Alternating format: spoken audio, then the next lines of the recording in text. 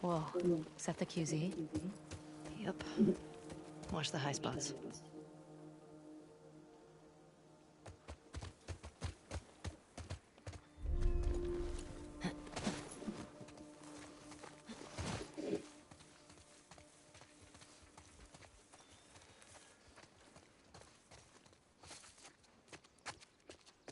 Looks like there's some cracks up there, in the wall, up above. You see it? Yeah.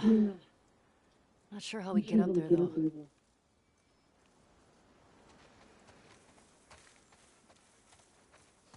WLF.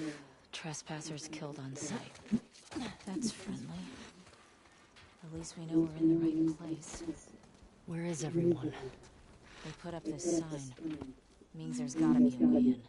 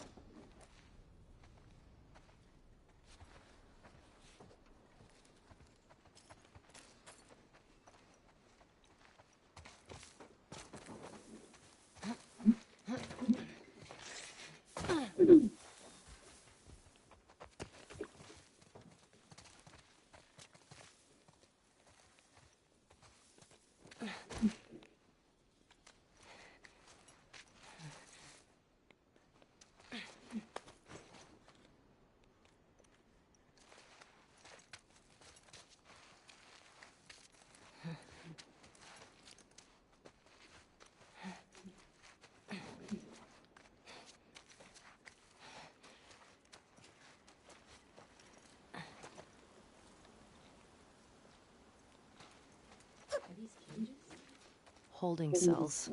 Soldiers had them in Boston, too.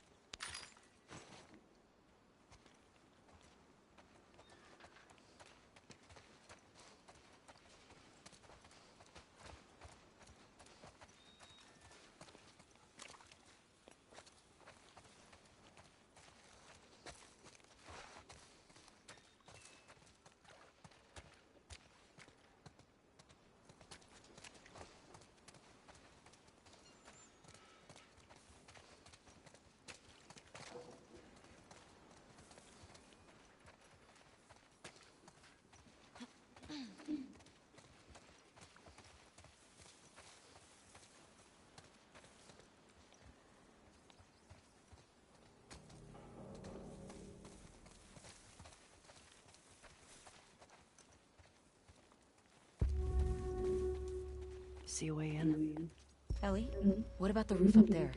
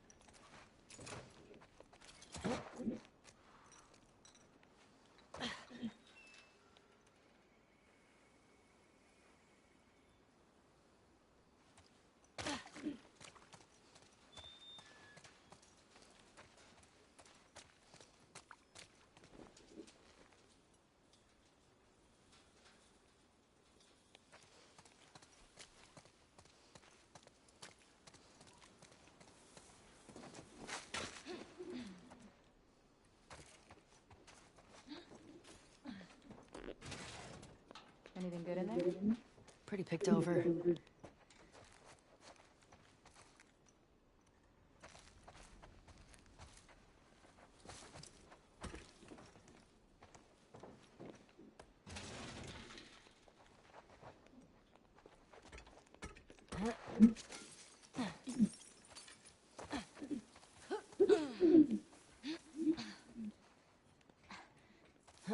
Ellie, what about this?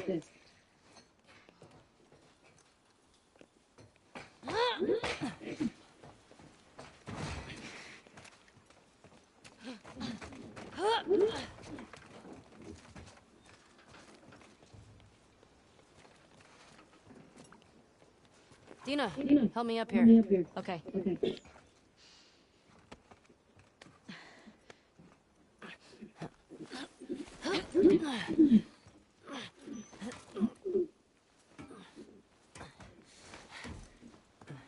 I'll keep an eye out. Just see if you can get the gate open from the other side. Sounds good.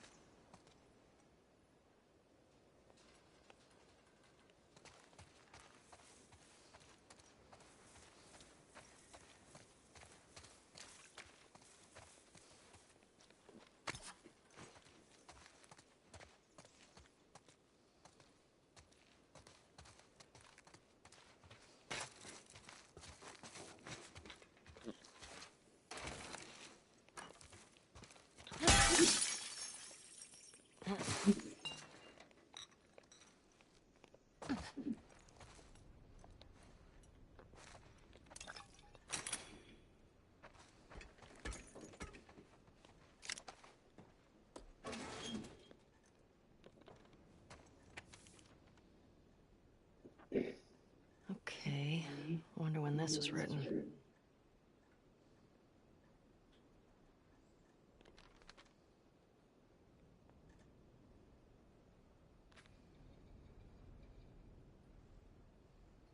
The Saravena base. That's something.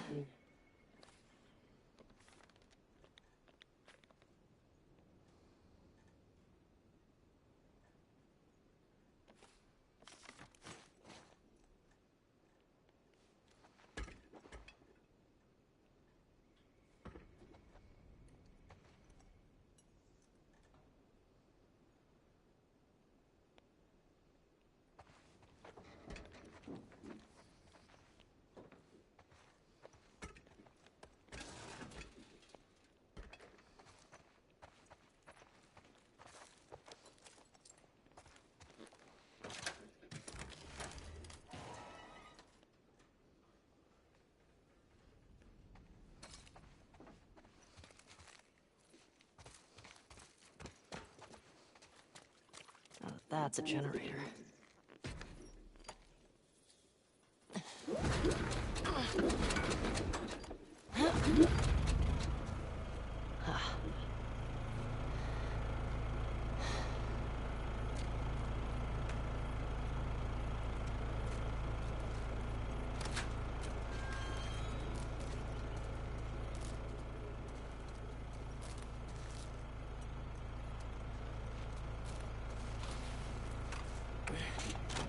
Shit. Okay.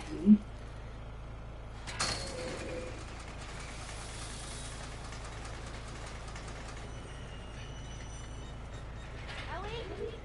Ellie! Over here!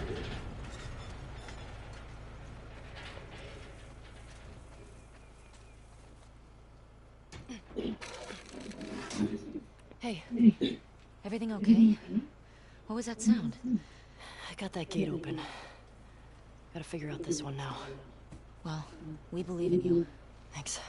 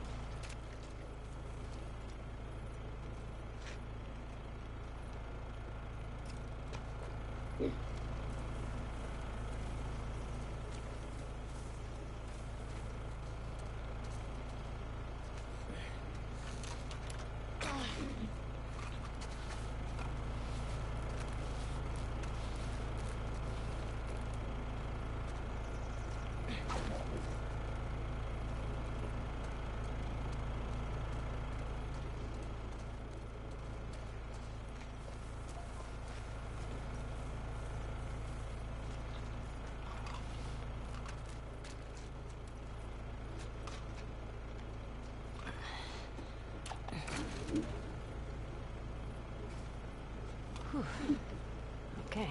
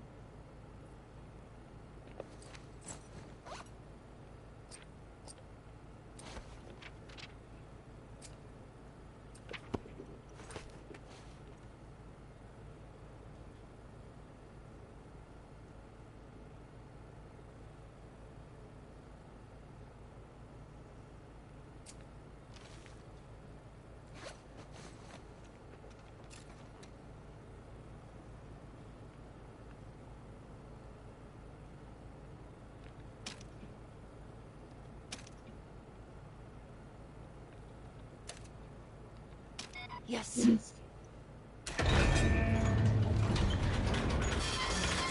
Well done! Shit. Hey, come on. Let's get out of here. That crash was pretty loud.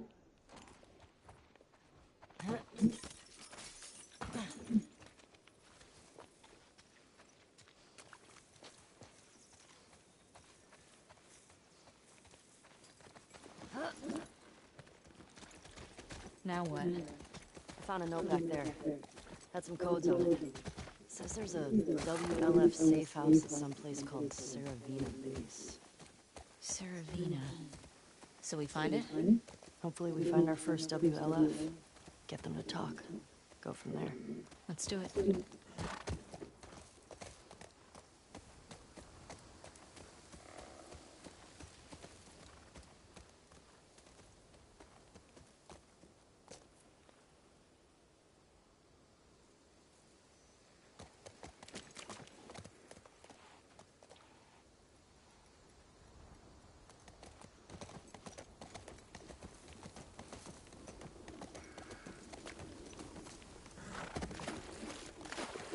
Oh shit, look. Saravina Hotel. That's gotta be it. Okay. Let's find a way past this, fuck Fedra gate. Very creative. Gets right to the point. Let's get closer and scope it out.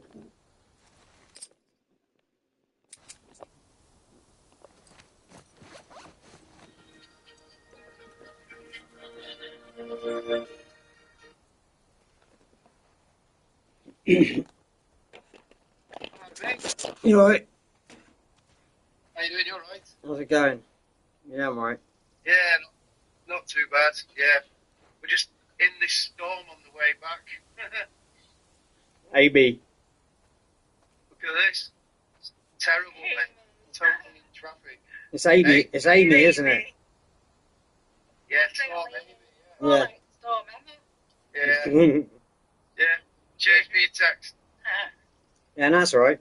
Yeah, my friend lives where it's going off. She said she was out in it. I said, so you dancing with Amy? Yeah, went all right yesterday. Went as well as it could. Yeah. Mate, they're all pretty much the same, aren't they? It's a funeral. It's like, I know your dad is horrible. Yeah. But it's not easy. I was a pallbearer. You was Pallbearer. what's that? So you hold the coffin. Oh yeah, but I've done that with my brother. I carried my brother's coffin. Yeah, so it was, that got me. Yeah, I bet it got me as well because I could feel his Yeah. I could feel his weight. I could feel the weight of his body, Yeah. and that got me. Is it heavy? Yeah. I've done it for Auntie Joan. I've done it for Auntie Joan as well. You know why they're heavy though, don't you? It's because they embalm them, isn't it? The embalming stuff makes them a lot heavier. Does it? Yeah, does it? I never knew that. What's embalming? Where they Derivatives. it's to stop them from decomposing so quickly when they're in the coffin. Oh, right, that makes them rock hard. Mm. It stops them from weeing and pooing. Yeah. Yeah, it's like Yeah. they're solid, aren't they? It's horrible. I'm not- Yeah. This not work on this, no? Look at Amy. She's crazy. This is mental. She is ferocious. We're going to be in the car for like 2 hours at this rate. Really? Yeah, but it's going to be.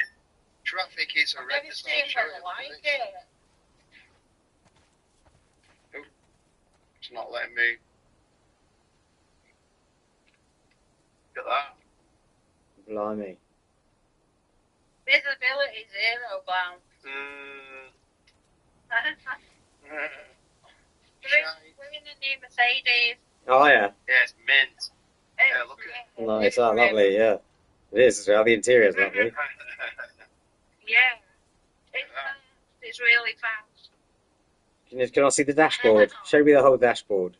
Yeah, that's cool. That's really Oh, nice. yeah. Look at the screen. It's Yeah, that's mint, cool. mate. So if you get stuck in traffic, you can watch some TV. Yeah, you can get Netflix on it. Yeah. That's true. I can. Don't be saying that, he'll be putting all sorts on. How are you doing, Joy? Yeah, I'm alright. I'm just taking a bit of time off of TikTok because I just, well, as I said, there's been a lot of drama going on there. There are people backstabbing and bullying and Really? yeah, it's crazy. Wow.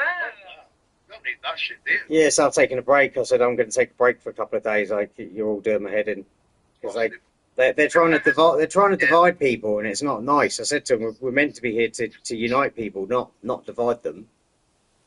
You know, what happened to supporting? We're meant to be a community. Let's support each other. You know. Exactly that, yeah. Hmm. Wow. I've got some good comments back on my message, like saying I'm right with what I've said. That you know, there's people that are bullying the bully. There was a woman that was a bit of a bully. You've frozen. Frozen. Amy's proper kicking off. Yeah, I lost you then. Amy's getting in the way. She's always in the way. Stay away from Amy. Oh, mate, it was so funny yesterday. We got an Uber from the pub Oh, to yeah, my it was. sister's, Yeah. and there were this Asian guy, yeah, and it was an Uber guy. He went over this like speed bump at about like 40 miles an hour, and half of his back car nearly fell off. He just went, he went, like, and then we heard this. we looked at him and he was laughing. He went, It's only a Hyundai. it's only a Hyundai. He goes, oh my God. He goes, it's not my car. I'm back later. He goes, the funny thing was that it wasn't a Hyundai. It was a Toyota. He didn't even know what car he was driving. It was so funny. That's Oh, it was brilliant. hilarious. Yeah. I lost it. I was in a lost it. Oh, it was so funny, With wasn't it? Chris's relatives that didn't find it funny, Glam. I don't think they'll be very impressed with me. I lost it. That's funny. Oh, it was proper funny. And then he didn't have a clue where he was going. Got us lost. Like, he got us lost loads of times, and I was like, turn round. I was like, you're the taxi man, you should know. He's like, I don't know. I'm the taxi man, but I don't know. I was like, oh, we were absolutely giggling. So funny. Hey, it's getting really windy here as well. I'm wondering if we're going to get this Oh, storm. it's where all of England. It's meant to be 95 mile an hour wind. Oh, brilliant. 35 mile an hour wind. Cool. I can sit on my balcony. We're not going to get home for an hour, though. We will. It says 20 past 6. I will put the foot down. It's 20 past 5. Yeah, it says that we're going to get back at 19 minutes past 6. Oh, right, okay. Blimey. It gives you an estimated time of arrival. And we've been travelling an hour. I can't even see that. And we're- Nathan. Yeah, it's pretty dangerous. You need to put your windscreen wipers on. Okay, babe.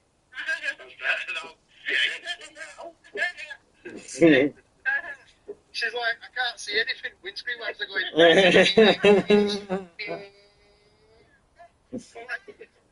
I'm like, just put them faster.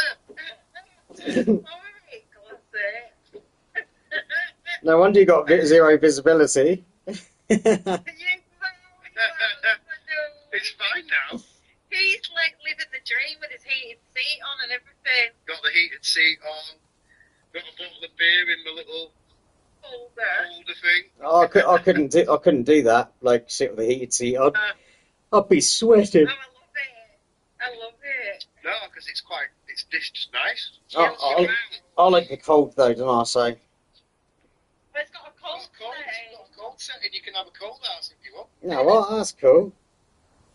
Yeah, it's cool. Yeah, when you press it. Yeah.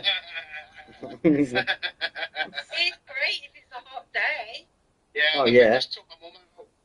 So my mum didn't go to the funeral, but what they did, they stopped off and give us 10 minutes, nickel of 10 minutes with my mum, she was in absolute bits, but she was doing her own thing. So she was looking through like wedding photos and things like that, and she had her dad's music playing what he used to do on the keyboard. Yeah. Oh. So and then all of a sudden she just wiped her eyes like that. And she went, "Your dad's got some moonshine. Do you want some?" So she went, Nicola, get the glasses. So we got 3 glasses, and we had this like crazy moonshine shit. My dad's fermented for like a year. You know what? Yeah, so we had a shot, and we got back in the car, and we were like, "Woo!" I was pissed, wasn't I'm supposed to tell you a story, right? Last night, I swear, if I'd have had your number, I would have called you. So last night, we ordered a chicken hot chicken, You about 11 o'clock. You didn't get it from eBay, did you? Just we're going from Just Eat. So basically, the story is well. So Chris had had a fair bit of rum, let's just say that, right? Yeah. Then I was fucking the Steve. chicken never arrived, okay? Right. So there was one point where Chris said he was going to go and stab the guy at the takeaway because the chicken never arrived. So he got his shoes on and he went, and I just You was pissed then. You were definitely pissed. And then he was going, I'm going now. I nearly got a taxi to He the place. said, I I'm swear going to to go God. murder him. I was so close. You're gonna go and murder a man over a chicken. So basically, I It was like he was pretending that he didn't know me on the phone. had to proper shout at him and go, no, what about the kids? What about the kids?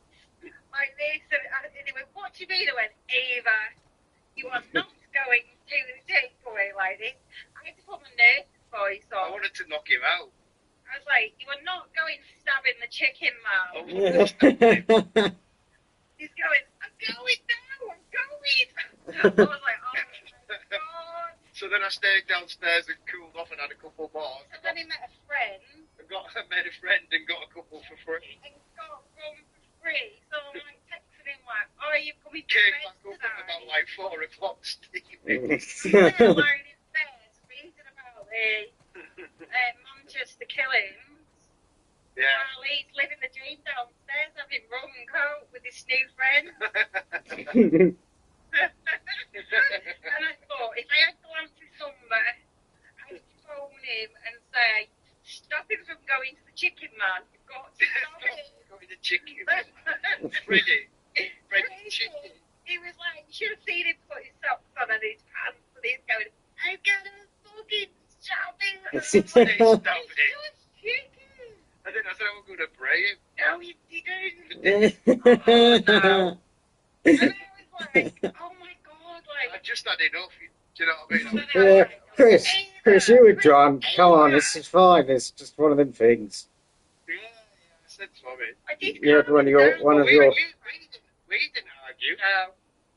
We didn't argue, we just got my nurse's voice on and I'm like, No, you you were are just like, not going to you are Freddy's. not going to Freddy's. I was like, open the bar. Look, I've got a new mate. And then I'm thinking, ring on some messenger, I've got Just trying. She got me a rum and coke. She went downstairs and got me a rum and coke the first time, right? And then she opened the door. She went, babe, can you just grab it? So I grabbed like all the thing, didn't I? And it fell on the floor. So we lost the rum and coke. So she went down and told this guy, and he gave us 2 for free, didn't he? That was my mate who I was talking It's to. a good job I'm chilled, Glam. Yeah. It's a good job I'm chilled, isn't it? I was proper chilled. I was like, you are not going to Freddy's. I went, Can you- okay. Hello, Freddy's. Could you imagine the newspaper article? The chicken man killed. He was like, I want my chicken now. I was so hungry. Went on the phone and was like, oh my God, Probably not me. One a woman, it was blue. Everybody in the hotel must have known that his chicken didn't come. Honestly, guys. You were fuming as well. You were fuming as well. I Don't you was do that? ready to murder him. That's a bit over the top, Chris. I do. Really But come on, you had a bad day yesterday. You know, that's probably a lot of it. That was a lot of it. Joking apart, the other Yeah. two did really well. So proud of it. Yeah. I was keeping him It was upright all day. It Like, was Yeah, "Oh, yeah. you've Don't got this don't be all embarrassed day." about the story, Chris. It is funny. It's hilarious. I think it's funny now. It And is even funny. last night I thought it was quite funny. Yeah. We didn't fall out. I was No, it didn't fall out. proper telling him. Just, Well, I'm going to... just imagining you in court getting 25 years for a non-delivery of a chicken. I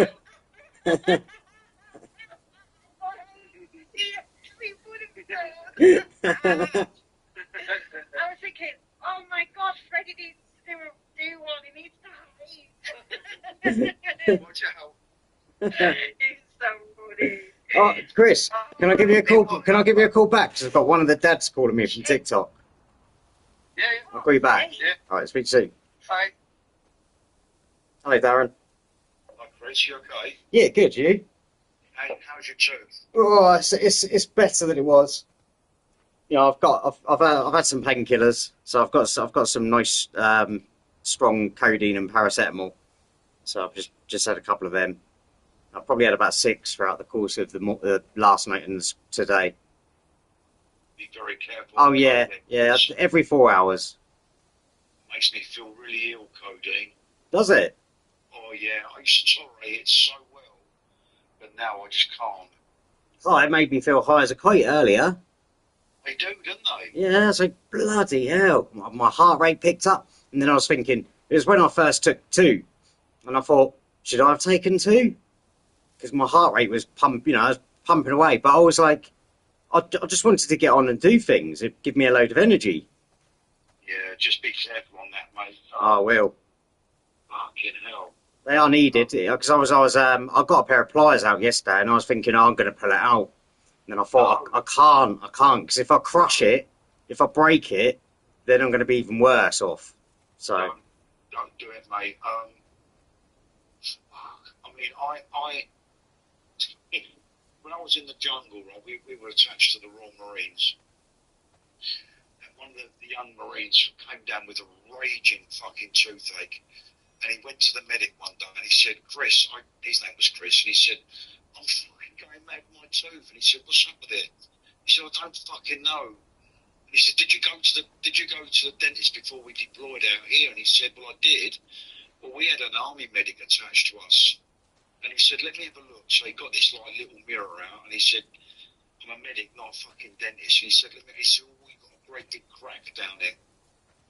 And we was in the middle of fucking nowhere. He said, it's going to have to come out.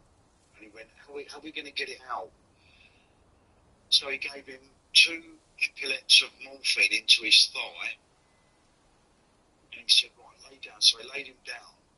And he had these fucking great, like, monkey wrench gritty. yeah. And honestly, mate, he put it around this tooth. He went, right, when I count to 3, rip hard or something.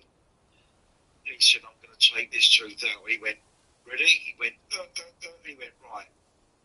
1. Now it come. Oh my word. The whole thing came out in one piece. Yeah. But it was so good. He was like, oh, thanks. But, yeah, it's fucking toothache, mate, is the worst ever. It is. I was because like I've still got where I used to be on morphine. I actually when I moved, I found like a tray of my old tablets, and I've got a load of morphine tablets in there. So I was thinking that yesterday. I was thinking, do I just I could just take some morphine tablets and then just pull it. But my fear is I've only got like a pair of pliers, and it's gonna end up crushing my tooth. Oh, don't, mate, please don't. No, I won't. I'm gonna go to a dentist. Oh, I thought you was going today. Yes. Get in. So did I, but no, I couldn't get in. Fuck. What's tomorrow? Oh, nice. Saturday. Yeah, they do run 7 days a week, so it's all good. Oh, do they? Yeah, with the emergency one. But the problem is I've got to travel right out of the city to go to the one. I've got to go to a place called Fareham. Oh, I know Fareham. Oh, do you? Yeah. Oh, cool. Yeah, I've got to go there. So, but it's not. It's at the moment I'm fine again. It's like pain's completely gone. The painkillers are good, but I just don't like the way they make me feel. To be honest with you. No, they're awful, mate. They make me feel really wobbly and high. Yeah, that's the thing I don't like. Is I was feeling really high, and then I was like, 1 minute I've got loads of energy, and then next minute I'm wanting to go to sleep. Yeah, I know. Fucking, the best thing you can do is have that bloody thing out, mate. Yeah, I'm gonna definitely. I'm gonna call them nice and early in the morning. But what I'm gonna do is somebody said to me, call 111, and you'll get in a lot quicker. So I was like, right, okay. So I should do that. I'll probably do it this evening, and then that way, once they call me back, I'll know I'll be able to. They'll send an appointment across to the emergency dentist, and I can just go there in the morning. Just pull it out. Yeah, I think so. The thing is, though, is I think it's two of them. I might have to have two taken out, but it don't matter. I don't care if I've got to have to. At least they're at the back. Two? Fucking hell. Yeah, I had the same problem the other side a couple of years back, and then they pulled two out. Wow. And I think it's the same. It feels exactly the same. It's really weird. Same pain, same like my eye was killing me earlier. I was like, oh, my whole of your face just it's horrible. I've had I've had 5 abscesses in my gums under my teeth. Blimey, that's a lot, isn't it? It's fucking horrendous, Chris. And they're agony as well, aren't they? Oh, the pain. I can't even tell you, the pain was so fucking bad. I was like, I had a cold water bottle on my face, and I went to Dental, which is like the emergency dentist, and I walked into the dentist, and I said, please, can you help me? He said, okay, take the water bottle away. I said, it's the only thing that's stopping the pain. He said, I know what it is. It's an abscess. I said, but you've not looked at it. He said, I don't have to. I'm a dentist. I know what I'm doing. He said, well, the first thing I'm going to do, I'm going to drill a hole in the tooth to get the gas out of the tooth.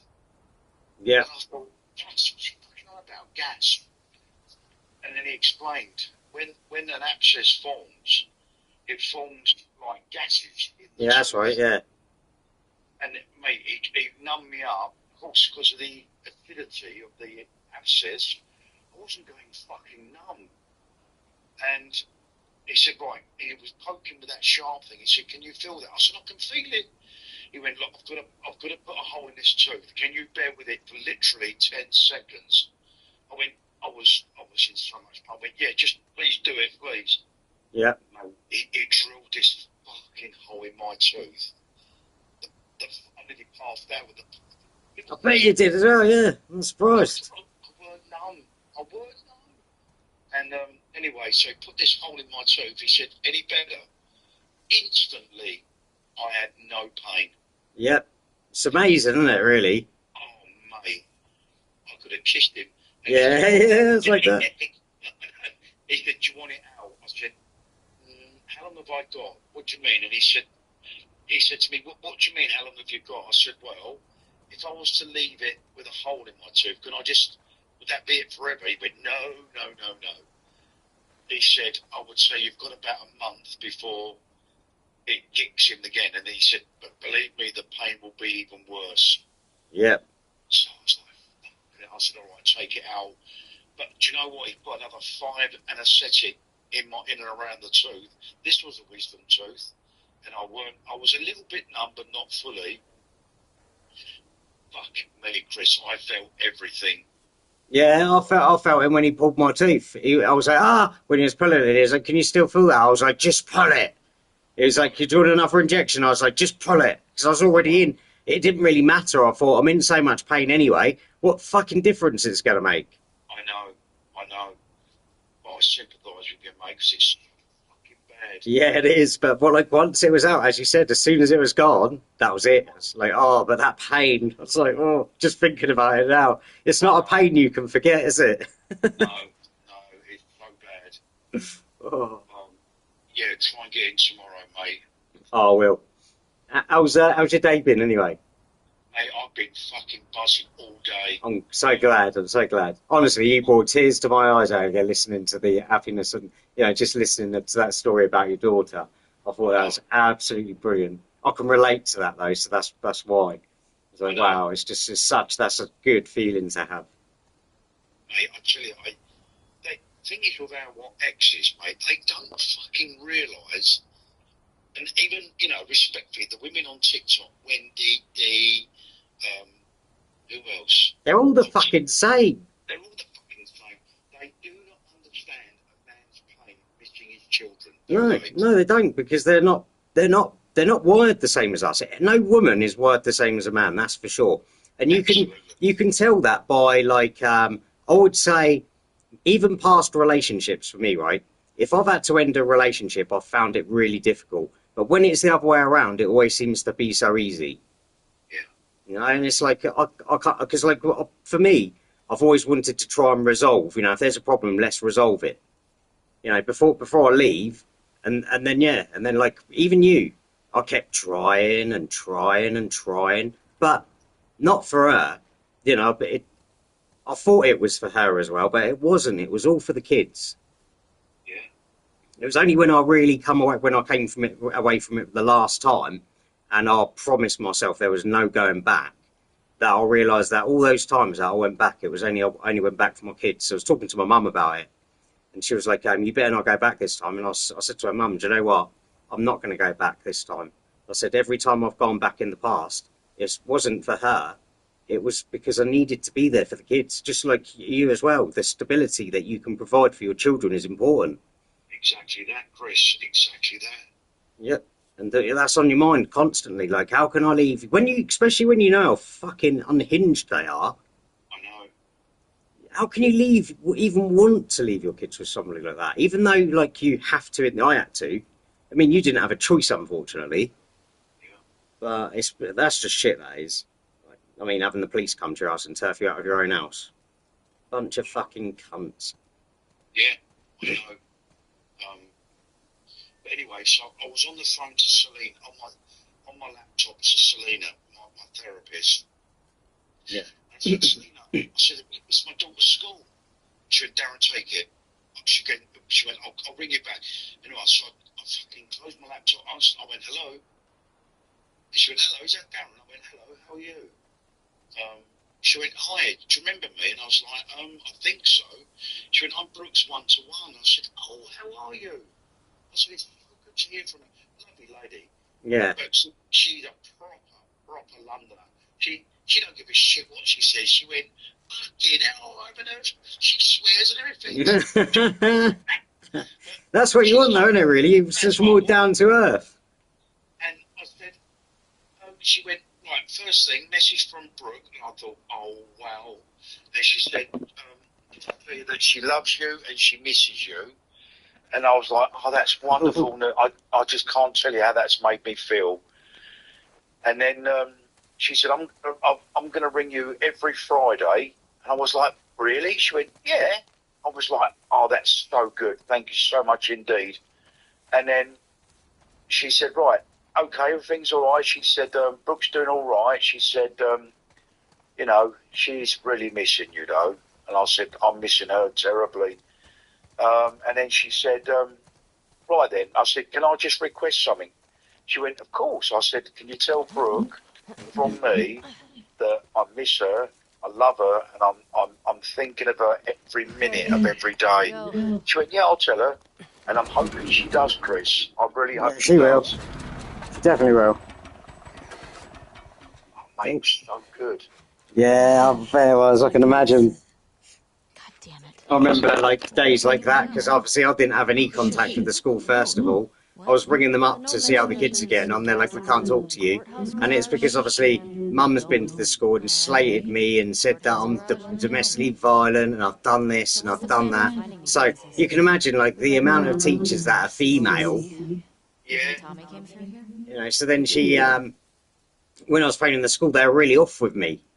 And then when they phoned about, when the school phoned and said, we need you to come and, you know, come to the school, social services are here, they really changed their tune then. And I went to the school really, even though my son, I knew my son had been hurt, because I automatically knew they're going to place the kids in my care. You know, so I was just so upbeat when I went to the school until I got to the hospital and I saw my son's bruises. That's when I was upset. That was harsh. You know, he had bruises behind his ears. He had them all over his back, his arms, his forearms, his ribs, his chest. He had them. They were everywhere, even on the bottoms of his feet. How the hell do you get bruises on the bottoms of your feet? Do you know what? That means she was abusing him. Yeah. Why was she not fucking... Why were the police not involved? That's what I mean. 67 reports to social services in nearly 8 years, and they ignored every single one of my requests. Told me they would raise an investigation. Then what they would do is, I was like, please, can you just go round there? Because every time I asked, I was putting a complaint in, and telling them what I was, you know, what I was hearing from my children and seeing with my own eyes. They were like, yeah, we'll raise an investigation. Then they would call her.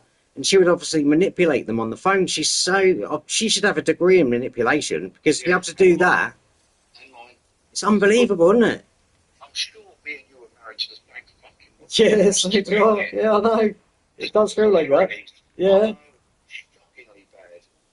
Yeah, and they just took her side every time. And then one day, social worker changed and she come round. She asked me to tell the story and I was shaking all over when I was telling her, even my voice. And she was like, oh my God. And she was like, this is really affecting you, isn't it? And I said, of course it is. I said, the amount of accusations I've had against me, you know, and I said, it just makes me anxious every time I talk about it. I said, like, I've had to tell this story to so many people, you know, and it just really gets to me. And I end up bursting into tears because I was like, all I want is I want my children to you know, to be safe. They're not safe. And she started to pay attention to me. And then a couple of weeks later, she rings me up and she's like, Chris, it's like, what? She was like, I'm so sorry to tell you this, but I'll be leaving your family. And I was like, what? You've only just got it. And then she was like, oh no, I'm really sorry, but I've been offered a job. And she was like, you know, she was down to earth. So she was like, it's a lot better money. I'm not going to be, you know, having to deal with what I'm dealing with now. I'm going to be inside in the courts. So she's dealing with, you know, child things within the court. It's more important to her. And I was like, no, I said, no, like, you don't have to apologise to me. I said, but, you know, I said, you're just the only social worker that I've had that's listened to me. And she was like, don't worry, we've got your replacement. She's really, really good. And she was fucking awful. The worst one I had. That was the one that come into my house threatening me. She was telling me to get my ex gas and electricity or there'll be severe consequences. And I'm thinking, she can get her own fucking gas and electricity. So I've got my kids when I had custody. Unbelievable, but yeah, she was horrible. But I'm so glad anyway. That's such good news. Like when Roiki said to me, Darren's had good news today. I'll let him tell you. And so then I was like, right, where is he? So I come straight to find you on your live stream. And yeah, and you was on the phone. I think you was probably with a therapist then, weren't you? What was I doing? No, I can't fucking remember. It's a weird state. Yeah. I've been up in the clouds all fucking day. Yeah, good. Good. I'm glad you're it's only a little bit of good news. I've still got a long way to go, but that's a little bit of light at the end of my tunnel. Well, you know, right? So she's told your teacher to tell you that she loves you and she's thinking about you, blah, blah, blah, right? Yeah. So that'll be the same for your other kids. They all communicate together, so they're all saying the same thing. No, so that's good. I think that's brilliant. So that's what you got to think now. Regardless of what your oldest daughter's done, it's a shame that she done that, but she's definitely been coerced into it. It's not her fault at all. As shit as it is, you know, I think like even me when Alyssa was 6 and you know her mum was trying to get her to lie, I was angry. I was thinking, why would she? And then I thought I had to take into consideration her age and her mum. But at first, you don't think of that. Yeah. You just think, why? Why? You know? I know. It's fucking heartbreaking. Yeah, I think it was my mum that said to me, she was like, it's not her fault.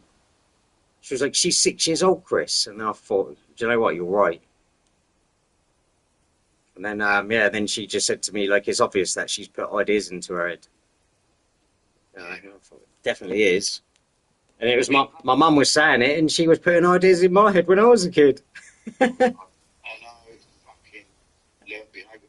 I mean, so how I'm looking at today, I'm thinking, well, that's, I mean, so I've got Polly, Leah and Reginald at another school, and all they've offered me is EduLink, so I can look on the kids' EduLink. Yeah. But because Brooke goes to a special school, obviously she's been telling the teachers, they've obviously been going, you're right, Brooke. She's like, no, I'm really missing my dad, miss. You know, I really want to see Daddy. I can hear it now, I can. Yeah. And they're like, well, look, you know, it's going to take some time, but you will see each other again. But you know what? This school could have emailed me, or they could have just sent a text, but she's rung me and she said, I'm going to ring you every Friday. How good is that, Chris? Brilliant. It's brilliant. It's just more positivity, isn't it? It is. You know, I'm glad. I think you really needed that as well. Oh, I did. I mean, my ex has obviously gone in there talking absolute shit about me. Yeah. And it ain't worked. It hasn't worked. No. Which is great. You know, I think it's really good. I think it's probably because social services are involved as well. They've got some involvement. So they'll go to the school and speak to the kids as well. That's what they do, don't they? Yeah. Because I've had it with mine. They even do it now. You know, social services just randomly turn up at the schools, pull my kids out of class and go and speak to them about how things are going. Even now? Yeah, because of their mum and the ongoing issues with her. Because there's still issues. Yeah. You know, she's horrible. She's horrible. She's not a nice woman. She pretends she's nice, but it doesn't last. Yeah. Doesn't. She's fucking. Ugh, she's just evil. Like, honestly, her mum was an alcoholic and her dad was an alcoholic. Her mum was a nasty piece of shit. And, you know, in the beginning, I thought she was nice, but then I'd go round to her dad's, and I loved her dad. He's a brilliant bloke, and he's obviously stopped drinking. He's not an alcoholic. He's gone through his shit, and he's come out the other side. But the mum, she was still an alcoholic. And now him, being the soft touch that he is, a bit like me and you, really. So the mum's rung him up and said to him, Can you would you do me a favour and get me a washing machine off your catalogue and I'll pay you the money? So he's gone, yeah, fine. So he's got her the washing machine and then she won't give him the money. And then she's on the phone to him, abusing the crap out of him, calling him a cunt. And I was there and I was like, whoa. And then one day, my ex, like, she starts talking to me exactly the same way, the same tone. And I was like, do you know what? I was like, I don't mean to say this, but you are just like your mother. And she hit the roof, honestly. I got attacked again then. Yeah. The truth hurts, doesn't it, you know? Yeah, they can't handle the truth. No, they can't. You tell them the truth, and that's when you're being abused, you know? But I'm really hoping, mate, that my case gets paid off.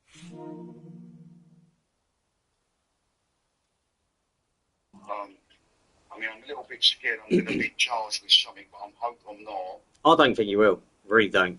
Because it's been 10 months, Chris. I know. 10 months. Yeah. Mine was back and forth for the first few years, you know, like, because she wasn't putting the allegations in like your ex all at once.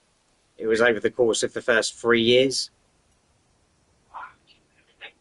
But the worst one was the, like, you know, saying that I sexually assaulted her when we were together and having to go to the police station for that.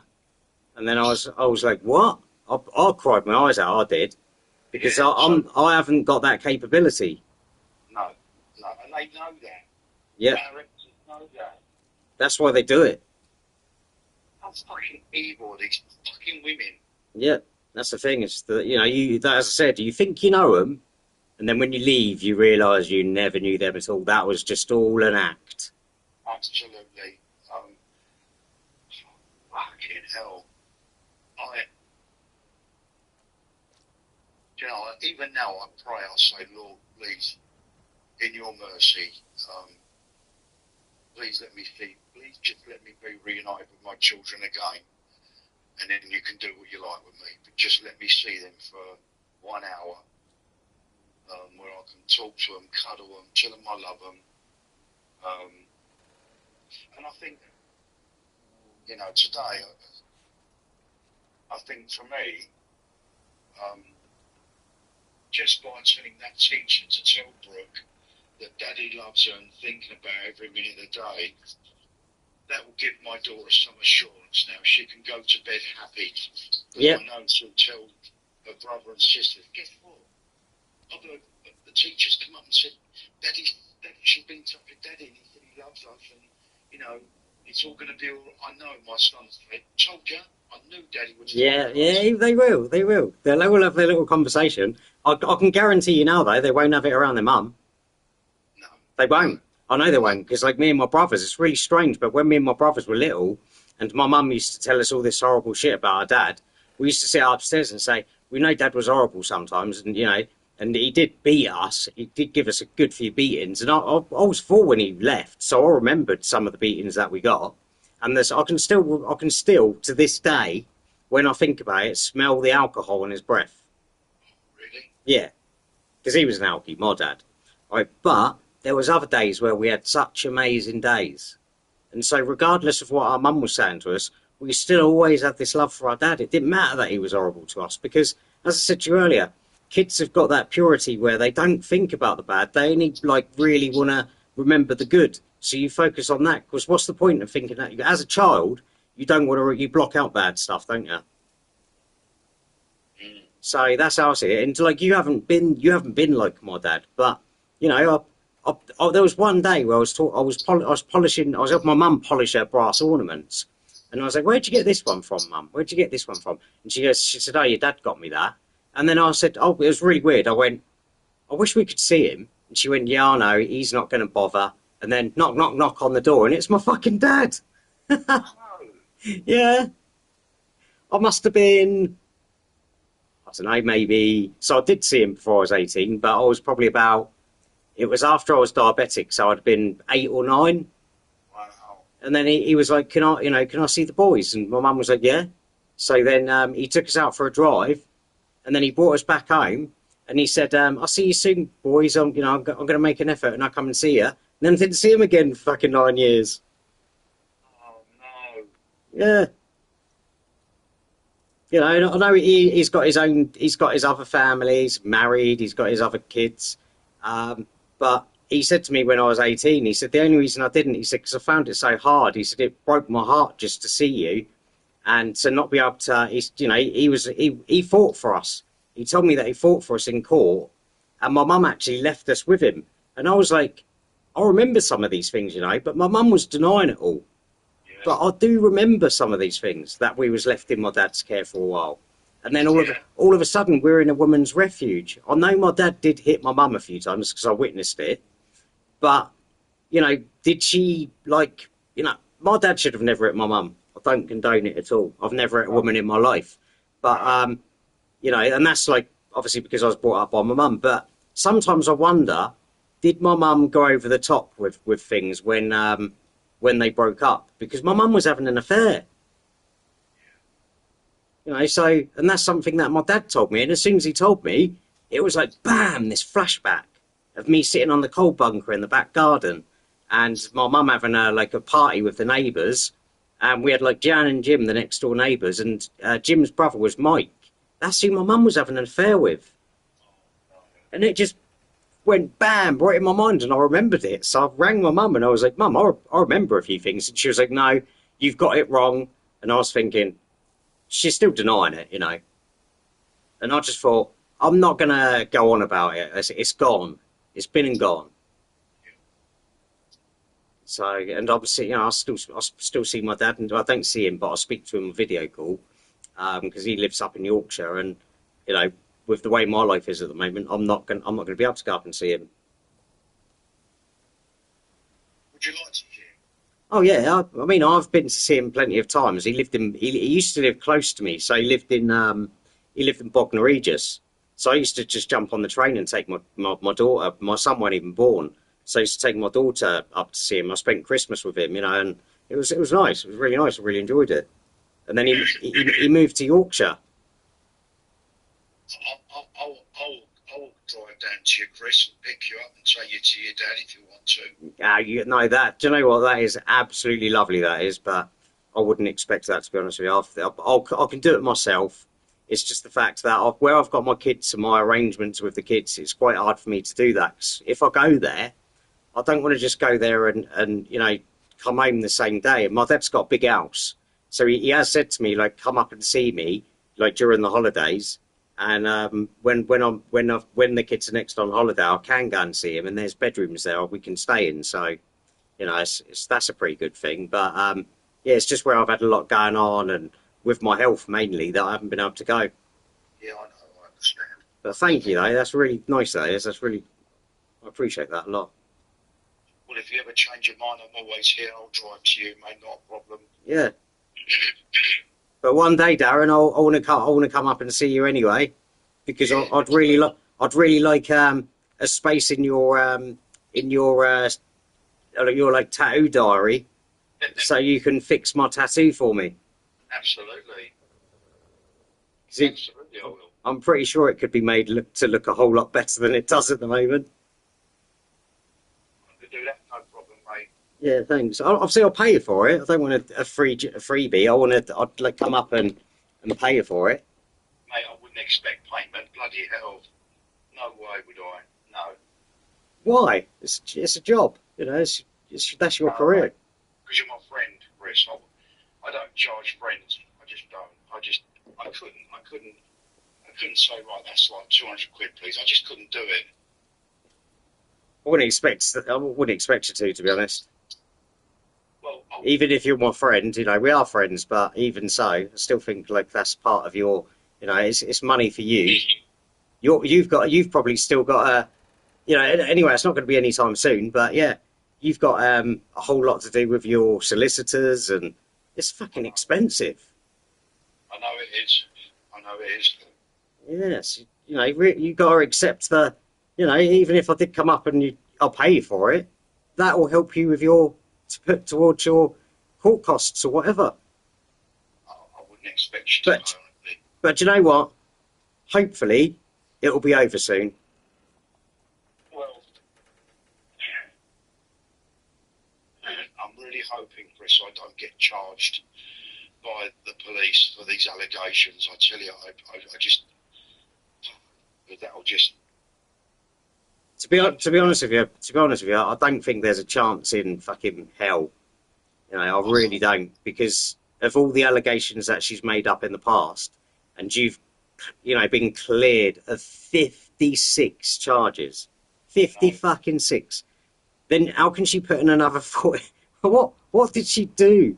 I wonder how she came up with these other 48. Oh, how did she come up with 56? I don't know. Well, that was 56 from her. Her friend put in an allegation. That's 57. My neighbour, that's 58. Who else was there? Bev, Kath, and her daughter, Georgie. That was 60 allegations I had. Bloody And hell. The judge threw the whole lot out. Good. I've still got my allegation schedule in my filing cabinet somewhere. The thing is, though, right, it's really weird, because when I've been talking to people online, I've gone to my filing cabinet drawer and I've flicked through it, and then I've gone, nah, I don't want to read it, Darren. No. It's really weird. It's like, I just don't want to, it makes me so angry to see it. Even now, I know that it would just get me into a bad place. So I just think, no, I'm in a good headspace. I don't need to go back over old like grounds and open up old wounds, No, we don't. I mean, I am so happy today. I mean, I've even had silly thoughts. I thought, fuck it. I'm going to get in my car and I'm going to drive and see my children. Yeah. She would just. Yeah, that'll fuck you right up. Oh no, I would be be arrested immediately. Yeah. But fucking hell. But I'm getting there slowly. That's it. You've had your. That's the first best bit there. No, that's a great bit of news. That really is. The school's communicating with you. That's fucking brilliant. That is brilliant. So the tables are turning anyway. Slowly. I Yeah. mean, there's a lot of dads out there. Dean was one of them. Even now, he said the school are real cunts to him. Even Yeah. now. Yeah, I'll still get it with the receptionist. The receptionist at my son's school. She's vile. I went in there one day and I was like, why? I said to her, I went into reception and she's like, the way she spoke to me, and I was like, can I ask you something? She said, why? I said, why are you always so bloody miserable? And I said, why is it that you always seem to be like that with me? And she was like, I'm not like that. I was like, you are. I said, every time I come in here, I said, you're always shitty with me. And, you know, and after that, her attitude changed. But every now and then, if I speak to her on the phone, I can still hear that horrible, like, tension in her voice. And I think, why is she like that with me? I know. I think it's because the minute a woman says, oh, he's been this, he's been that, he's been abused, Yeah. automatically a woman, They just side with the woman, don't they? They just all stick together, yeah. They do, yeah. And I mean, it's them, like I said, they have like little gatherings sometimes, and they'll feel the, you know, like somebody that's going for a breakup. I know it because I know that's what happened with my ex. She had like this Sophie, and she was married, going through divorce, and then she's giving her advice on what she's done. Like, and then next thing you know, I'm paying my child maintenance to my ex. I was going around giving her cash on the Friday, massive mistake. And then suddenly, she's rung child maintenance, and that's not something that she would have done off her own back on. No, she wouldn't have. So she was talked into, do him for as much as you can. Fucking break his back, basically. So that's what she done. Just influenced by friends. Yeah, they're the worst friends, aren't they? Yeah, they are. And that's what I was saying to her. I was like, they're not your friends at all. And do you know the funny thing is they're not friends anymore. Yeah. And even one of the mums at the school, she, my ex got really paranoid about her or something. So she come up to me one day and she was like, you all right, Chris? And I was like, yeah. She was like, I heard you've got the kids now. And I said, yeah, I have. And she was like, so what happened? And I said, to be honest with you, I said, I'm not being rude, but I'm not here to tell you what happened. That's between me and her. And she was like, oh, she said, well, I'm not going to speak to her because me and her have fallen out. I said, that doesn't matter. I said, you was one of the people that rang me up and called me a narcissist.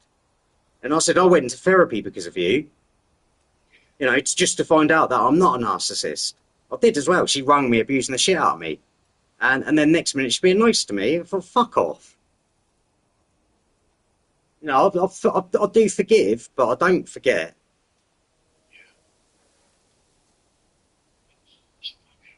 And then why was she trying, you know, what did she want information for? Just because they've fallen out so she can then maybe go wind her up or use things against her, or, you know, because women are really bitter.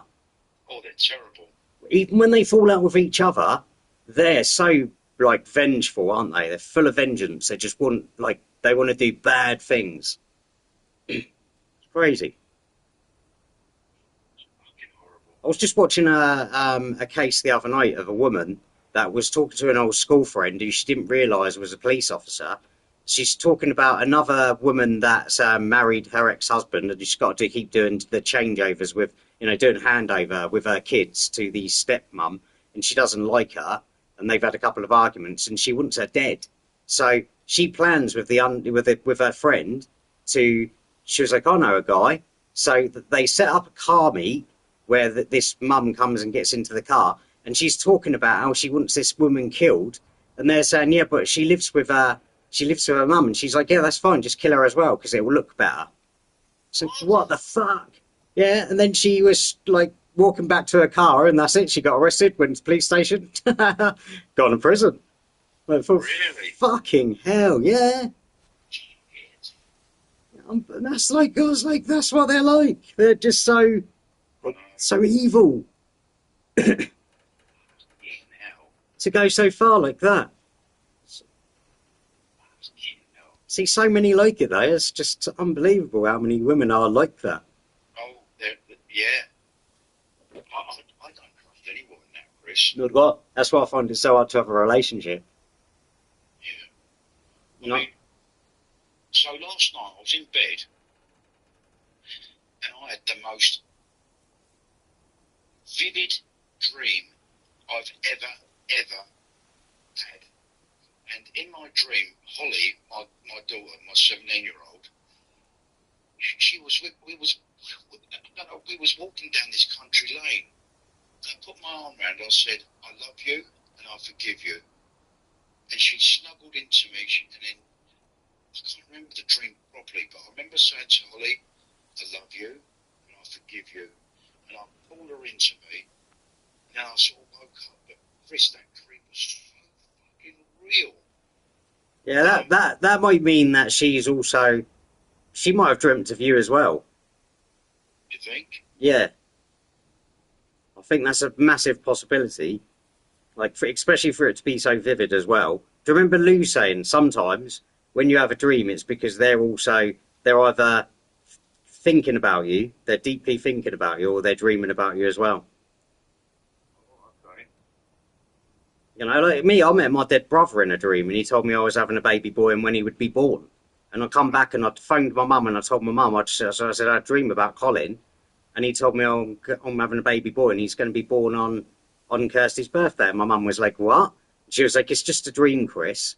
And then next thing you know, my missus this is like 2015. My brother died 2014. I had this dream in 2015. Then my missus comes and tells me that she's pregnant, and later 2015. And then we have our scan, having a baby boy, and then he's born on my sister's birthday in 2016. And I was like, what the fuck? I truly believe dreams have a meaning. Definitely. I hope my daughter's thinking of me. Of course they are. They will be. There isn't a time, you know, obviously when somebody's, do you know that out of sight, out of mind? You know, out of sight, out of mind. So there'll be times where they're not thinking about you because they haven't seen you. But then there'll be days where I know, because of me and my childhood, I'll be laid in bed and me and my brothers would be talking. Wish we could see Dad. And then we'd have a conversation, but we couldn't have that conversation in front of my mum. It does happen. Yeah. Oh, God. So, and I reckon you're gonna get there soon. I really do. I know you're still fucking under investigation, but it's only because they can't find anything. But they should just say that, shouldn't they? We can't find anything. We're going to get rid of, you know, you're no longer under investigation. Just bloody stop making you wait around. All it does is just make you more anxious. I know. It's almost like that it's set up, right, for you to then go and do something so then they can make that investigation real. Yeah. That's what I feel like it is sometimes, because obviously you do get men that get angry and then they'll go round, they'll attack the missus, or they'll brick the windows or something. And then they can confirm that, you know, that investigation is true. So all the time, you're not doing anything, you're safe. But why leave it? And I do think that is why. Because they want you to trip up. Otherwise, why else would they do it? I know. It's just... I'm just overwhelmed today, Chris. Yeah, I bet you are, but at least it's happy. You know, you can be happy about that.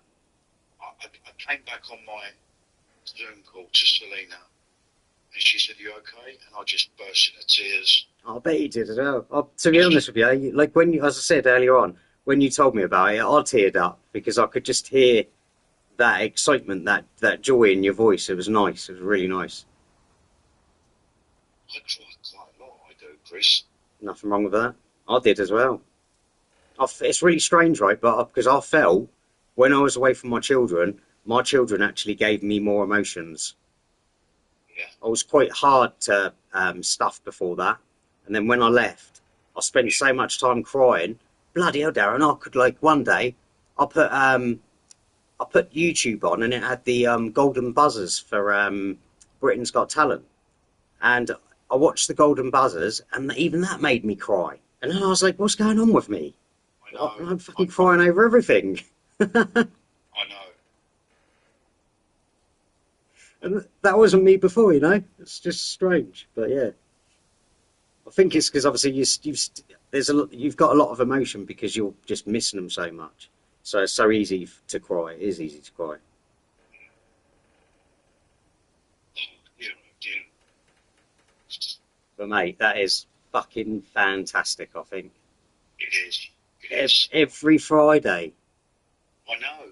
That means, Darren, every Friday you can give a message to your daughter as well. Yeah, I didn't think of that. Yep.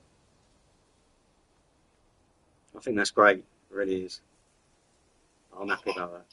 I don't know about you, but I know you was raised Christian, Yeah. like I was, but I do believe the power of prayer, Chris. So do I. It worked for me. I do. Yeah, I'll do as well. I'll still pray, although I don't, as I said, just because I'm not following my religion and I no longer go to church, it doesn't mean that I don't believe in God and I don't believe in Jesus Christ. I do. I do. And my son does because I talk to my son about it. It's just that I don't feel that I need to go to church. I have my faith. Why do I need to go to church? Why do I need to, sort of preach to everybody? I don't need to preach to everybody. I do tell people that I believe in God and I believe in Jesus Christ. And I do believe, and I do say that they should have some faith or they should find something. They should find some kind of religion. But I just don't want to practice because I just think, for me, like growing up, everywhere I looked, all of the, seeing religious people around me, they're all arguing and fighting over religion. And I was just like, why? Why is that? But I still believe that Christianity is to me, it's the best religion. Absolutely. Like fucking Lou and her paganism, she don't believe in God at all, and that hurts my feelings a bit, because she's got no belief in God or she's got no faith. It's like, well, what do you think happens then when you die? You've got to have faith, and the power of prayer. You're definitely right. It does work. I mean, I believe as well when in the Bible it said scripturally, you can pray, and God says, it will be in my time, not yours. Yeah. I operate on a different timeline to what you lot do. Yeah. But I will give you what you're asking for. I keep reading there's a bit of scripture. It says, "Thank you, God, for giving me more and more than what I've ever prayed for. You've given me a bucket full of grace, and everything I've prayed for has come so true." I believe that, Chris. So do I. And do you know what else I believe? God speaks through man. Yeah. Sometimes you get your answers from a random person in the street. It's really strange, but I've had that happen quite a few times when I've been praying, and then somebody's come up to me, and a guy come up to me one day, and he was like, he said, "Are you okay?" And I was like, "Yeah." I just thought it's random. And I said, "Yeah, I'm fine, thanks. You?" And he said, "Yeah, I'm good." And he said, "Can I shake your hand?" And I thought, this is weird. So I said, "Yes." I shook his hand, and he said, "Just wanted to tell you that Jesus loves you." And I thought that was really strange for the timing of it. Like where I was going through some stuff, and I've been praying, and I was hoping just for some random guy to come up to me like that, I thought it's definitely true. God speaks through man.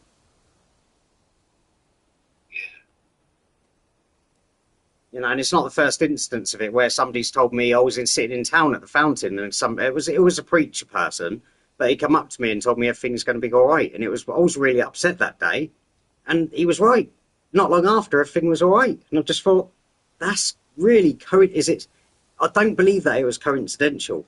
I believe that God put that message in that man. 100%. 100%. Yeah.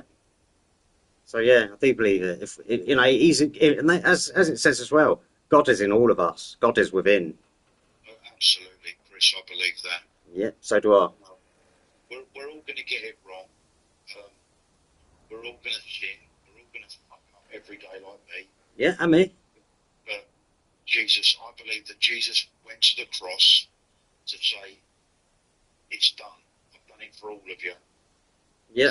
I believe that. I personally believe that, Chris. I think personally, Darren, as well, that we're close to his return. Yeah. Oh, yeah. I really do. Yeah. With all the things that are going on, all of the oh, bloody hell, what's the word I'm thinking of? But there's a lot of things in the Bible that are coming true right now, like the fresh water running into the Red Sea off of a mountain. That's happening.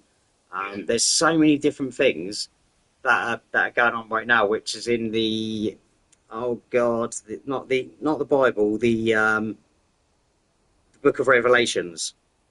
Oh, yes. Yes. Yeah. So how much stuff in that book is coming true right now is unbelievable. The war in Israel, Palestine, all of that stuff that has to happen before the return of Jesus Christ. So that's going on right now. Yeah, Jesus said that as well. Yeah, yeah. So that's why I believe. I believe even more because there's just too much going on right now. That is coming. It's all coming true.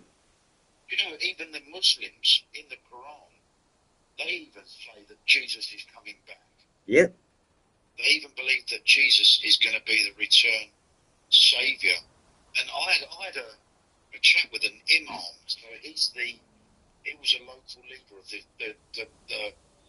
the Muslims, and he was in Asda, going back some years ago. And I said, "Excuse me, can I talk to you?" And he went, "Yeah." I said, "Nice to meet you." I said, "I'm a Christian." I said, I believe in Jesus. And he went, "Yeah, so do I." I went, "Do you?" He went, "Yeah." I said, "But you're Muslim." He said, "And?" Yeah. And I went, do you believe in the Lord Jesus?" He said, "Yes." He said, "Because in our Quran, it also states in the Quran that Jesus," he said, "although we believe that Jesus was the first of the prophets." And I said, "Well, I believe that he was the Son of God, but he became God on earth." Yeah. And he went, "Really?" I said, "Yeah, because I said to him, Jesus said, I have all authority on earth as I do in heaven." He went, "Oh, I've never seen that." I said, "It's in there." I said, "I can't remember the bit of scripture, but Jesus also said, my Father and I are one. Once you've seen me, you've seen the Father." Yep. He went, "Really?" And I said, "Yeah." I said, "I don't know a lot about the Bible." I said, "But it's my own personal belief." He said, "Well, let me tell you," he said, "every practicing Muslim believes that the return of Jesus is going to happen." And I said, "That's amazing." I said, "That is so good." And I got to talk to this guy for about 25, 30 minutes. He was such a lovely man. Yeah, they are. I mean, I've got like Muslim friends. They're great people. They don't care. But my Muslim friends, they don't care that I was a practicing Christian. I told them that I'm not practicing anymore. But there'll be times where I will think, right, I'm going to pop into the church. Yeah. And I do. And like my daughter, she's on the fence, but she's a teenager. And I said to her, "Alyssa, I was exactly the same when I was in my teens. She was like, I don't really believe in God, Dad." And I said, "You don't have to, just because you can't see and hear him, it doesn't mean that you don't have to not, that you don't have to not believe in him." And I said, I believe in him, and I do believe in Jesus as well. But my daughter just looks at me as if to say, like, "My dad's a bit of a nut," or that's But she's in her teens. I was the same when I was younger, and I came away from it. But I kind of went full circle. There was too much stuff that happened to me when I went away from the faith to tell me that it is real. Yeah. It's really strange, but things happen in life, and then you just think, bloody hell, there is a God. There has to be. Yeah. And if you look at everything around us, everything is a creation. It has to be. Yeah, it has to be. To the stars and the moon and the sun, it's all a creation. Absolutely. And how, like, NASA, I believe they're evil anyway, NASA. But like, they've got this video, they've got this so-called cameras you can look at the sun. Yeah. But there's a guy on YouTube, and he's got a really good telescope with a really good filter, and he attaches it to like his a Nikon P90 or something. It's a really, really good camera. And he attaches this to his telescope, and he looks at the sun, and it looks nothing like the way they portray it on within NASA. Like, there's no flames, no nothing. It just looks like a ball of light. And the funny thing about it is, if you read in the Bible, it says something about it being, you know, that it's a golden glow or something. I can't remember the words in the Bible either now, because it's been years for me. But it when this guy's looking at it through his telescope, it makes more sense in the biblical terms than it does with NASA. That what they're showing is bullshit. That's a computer generated image, I believe. I don't think, this is my own personal belief, Chris, I don't believe we've been to the moon either. Not do I. It's impossible. If there's a firmament over the earth, which I do believe. I'm glad you mentioned that, the firmament. Okay, yes, that's in the Bible. So if there's a firmament over the earth, then how can we leave here? Exactly that. Exactly that. I've done a lot of study on the firmament. That's in the Bible. It is indeed, yeah. Yeah. And it's real. It's definitely real. It's definitely real. Have you ever watched them launching the? Have you ever seen Elon Musk when he's doing his the rocket launches? Yeah. Have you seen the trajectory of the rockets, though? Yes, I have. It goes over like an arc. That's right. But they do hit. I don't know if you've seen the video. I have. I've seen, Yeah. when they go up, and there's that massive Ripple. ripple-like effect, and there's water spraying out. The water's above, as above, so below. So below, absolutely. Yeah. Yeah. Yeah, it's like all they're trying to do is just take our attention away from like our faiths. That's what I think. That's the goal is, you know, to take our belief away, and they're doing it now. They're trying, you know, look at this. There's seen this preacher guy watches on YouTube, and he keeps getting told by the police that he's going to get in trouble if he keeps preaching. It's like, hang on, he's preaching the word of God. Yeah, He's like a little guy, isn't he? that's right. Yeah, quite dark skinned guy. That's him. Yeah. But why should he be arrested or getting all of these warnings? He's not doing anything wrong. I know, because he doesn't fit the narrative. That's right, yeah. They want everything to be, you know,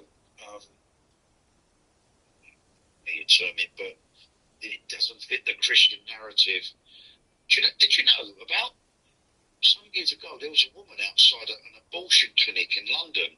Yeah. And she stood there just praying in her head. And the policeman come up to her and said, "What are you doing, madam?" She said, I'm just here, I'm not doing anything. He said, "Are you praying?" She said, "I'm silently praying in my head." She was arrested, mate. I know, I remember that. What the fucking hell? Yeah, trying to scare people away from having faith. It's wrong. They're doing it to they're doing it to so many people now.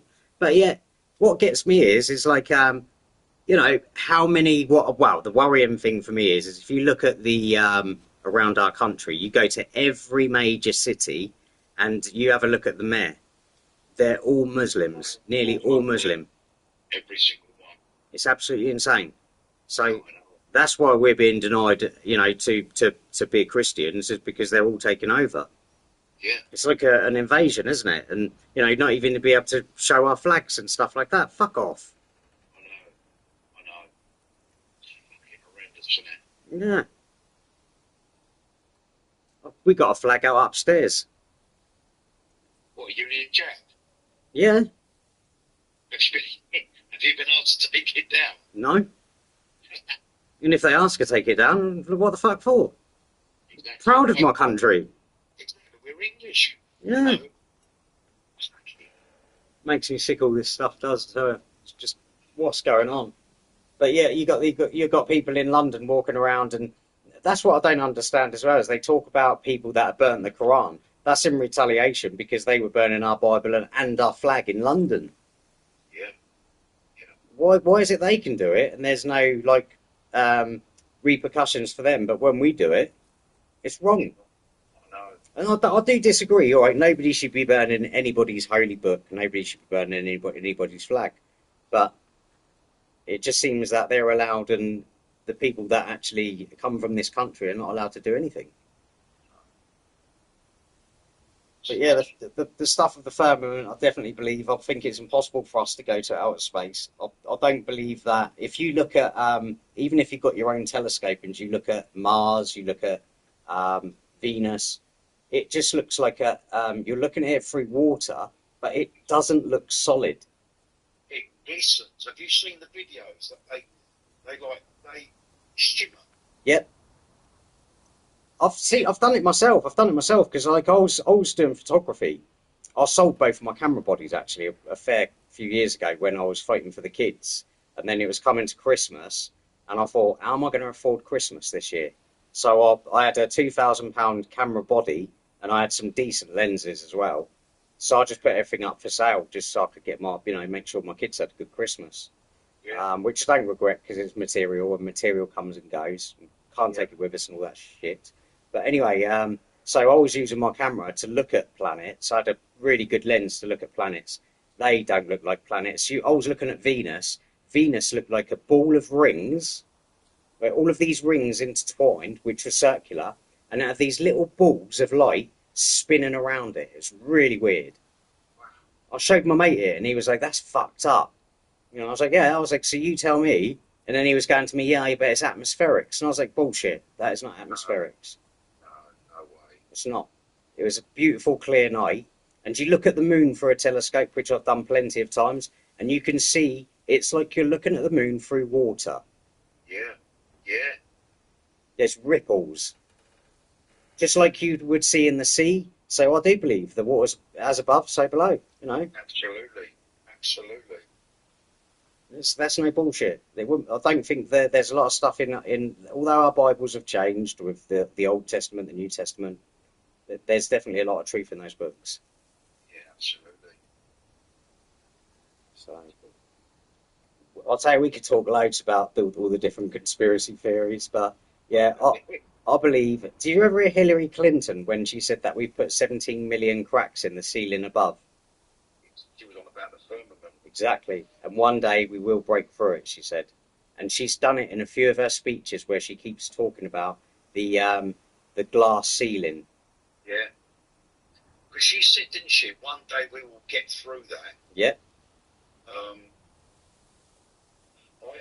I listened to, I know we had a debate on here with Lou, and I know Lou sort of said, because I said she's a witch, and I understand that, but the thing is, I listened to this bodyguard, he was an FBI guy, Wayne something, and it was about an hour's long discussion, and he said, I'm telling you now, Hillary Clinton is a high priestess witch.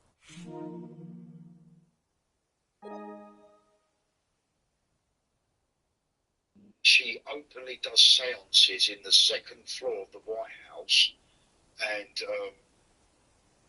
he said she's communicating with demonic powers, and he said I've seen her change, I've seen her eyes change. Then I thought, okay. Then I went down the rabbit hole a little bit. Then I learned about the Queen, mate. Have you heard about the Queen? Reptilians and all of that.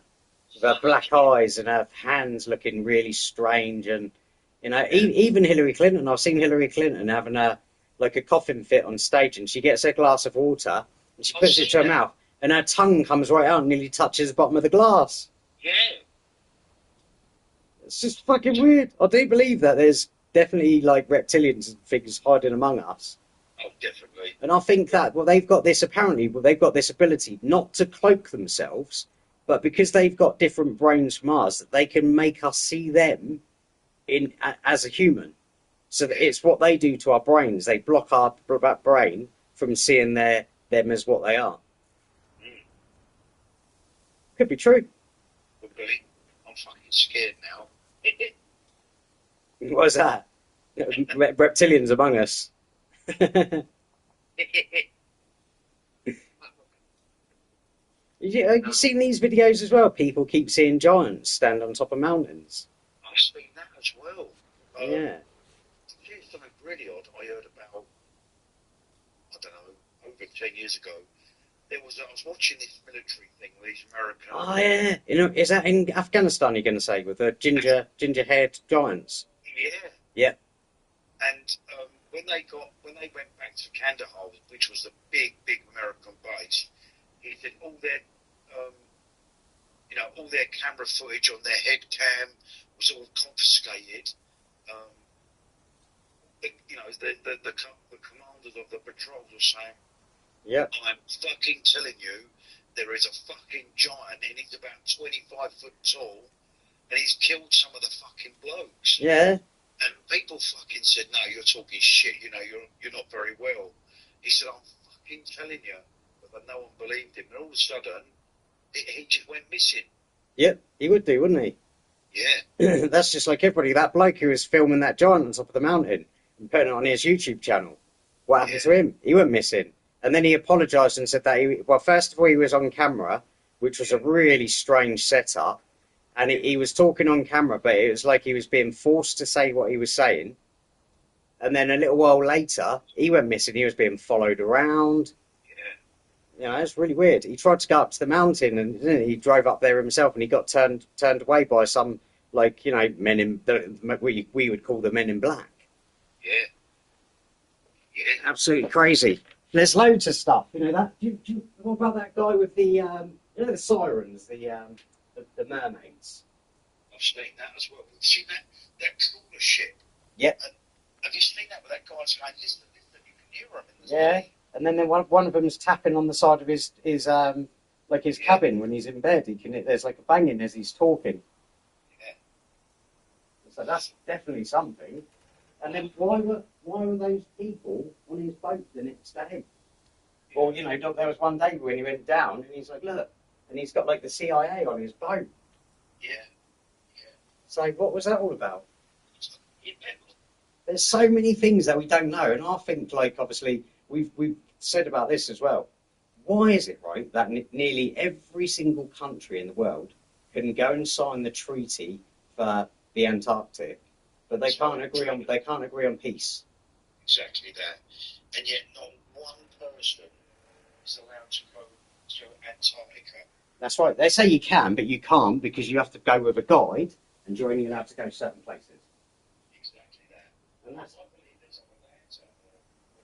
I think that I've seen loads of different maps, different versions of different maps. I think there's even one, old Chinese or Japanese map, and beyond the Antarctic, there's another 33 continents, right? Now, that makes sense to me. Why is this number 33 so significant with everything, with the Freemasons? Yes. The number 33. So is that like just a little bit of a codey thing because there is another 33 continents? If we go to them continents, would we find dinosaurs on one? Would we find giants on one? Would we find all of these different things? Because there's a weird map where it shows you all of these gateways of going into different places upon this. What I'd call this a realm, not a planet. I don't even think that this world is a sphere. I really don't. I think we are in the centre of the universe. I've done a lot of research on the flat Earth theory. So have I. Fucking loads of it. That's what got me into cameras in the first place. I wanted to put a ship back in when it had gone out of view, and I've done it plenty of times. Wow. Looks amazing as well when you zoom out and then you zoom back in. You can see it perfectly clear, still on the horizon. Hasn't disappeared at all. What happens to curvature? Exactly. So it's bullshit. Yeah. And I've seen on various YouTube videos as well where pilots have been interviewed and one guy was like, the Earth's flat. We know it's flat. Yeah, they don't actually even have to adjust to, you'd think like, if you keep flying in a straight line, if you're on a ball, you're going to eventually fly off of it, aren't you? Yeah, exactly. So, and they don't have to adjust their, they don't have to pull down or anything or pull up. So it don't make any sense. They could just fly at 20,000 feet and just stay there. So yeah, there's loads of things I've been really. When you're probably like me, then you go down one rabbit hole and then you get going down another one and look into loads of stuff. Yeah, you do. Like been really interested in Egypt, in the pyramids and what's beneath them, and oh god, that's another interesting story, isn't it? But my big one at the moment is definitely where are we? What are we living on? Because what gets me as well is if we're travelling so fast with the sun and all of the other planets through space, right? Then why is it that the stars in the sky, like if you go to Egypt, the same stars are in the sky, they're still pointing in exactly the same place. We haven't moved. If we had moved, we would have definitely seen different constellations by now, especially the speed we're travelling, or meant to be. 100%. So it just don't make any sense. It's all bullshit. It is bullshit. I must be laughing at all these people that do believe, and then like trying to make these flat earthers look like fucking nutcases. Yeah. And I wouldn't say, even still, the Earth might not be flat, but there's definitely something about this place, and I think that's why most people we're always walking around and looking for information because we feel there's something not right. Yeah, absolutely. Yeah, I'll have to start sharing you some of the videos I come across. Yeah. On WhatsApp.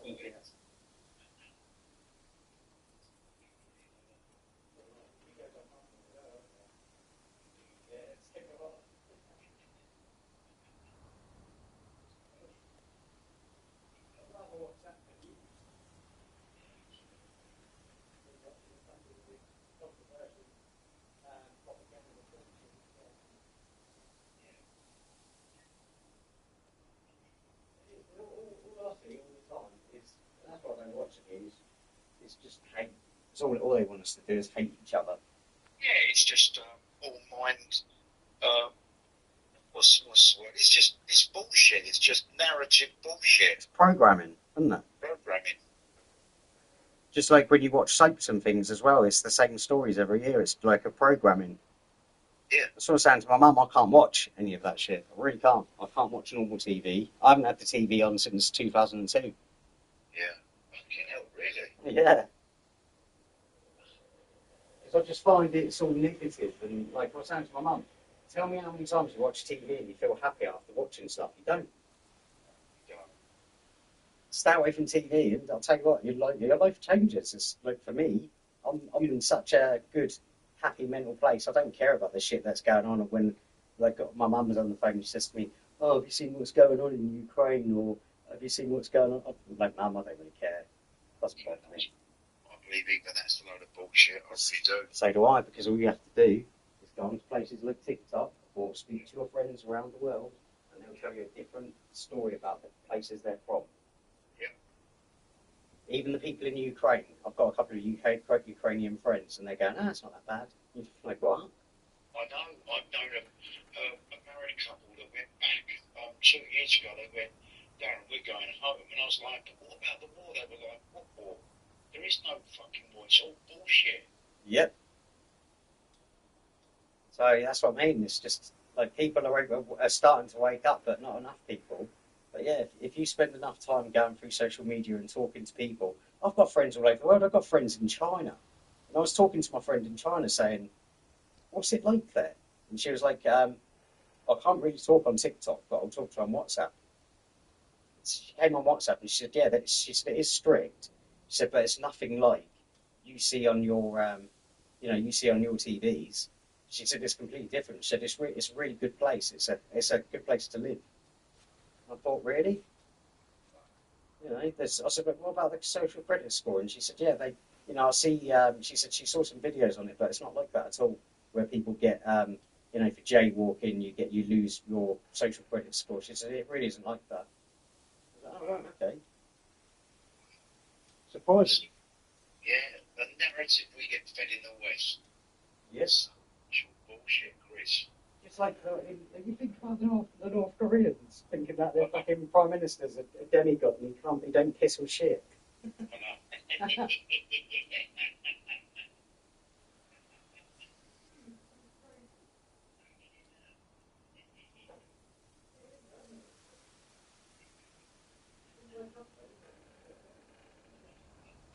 can eat, don't get anything, don't explode.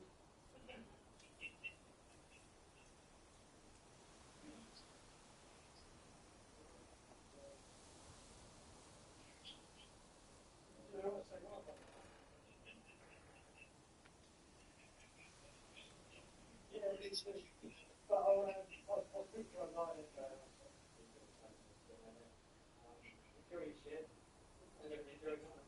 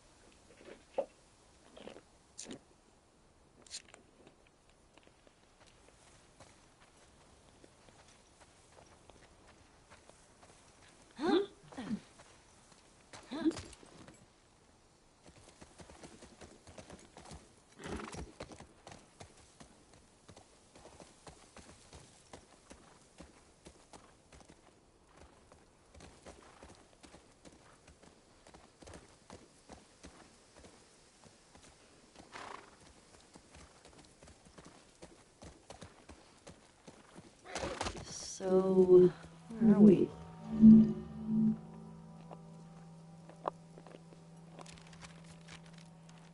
Pretty sure we're here. Ah, nice. I'll mark it up as we go.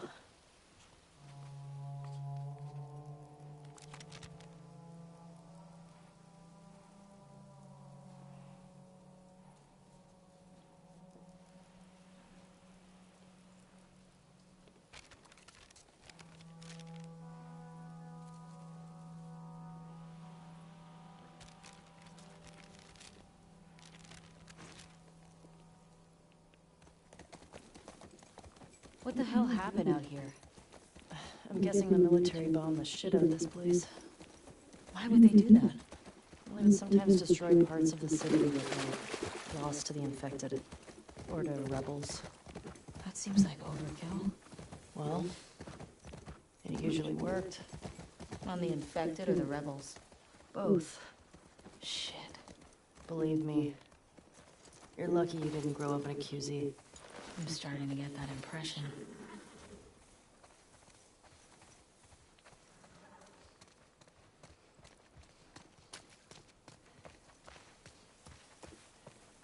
What went down here? Looks like an ambush. Check out the bullet holes on the side of this truck. Probably our WLF friends. Makes you think about the soldiers who were just doing their jobs and then boom. Part of the job, I guess. Dude, easy jump, don't worry. Worrying's in my blood, so...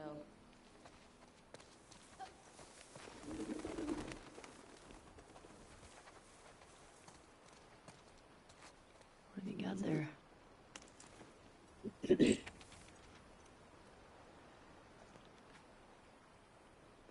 Hey.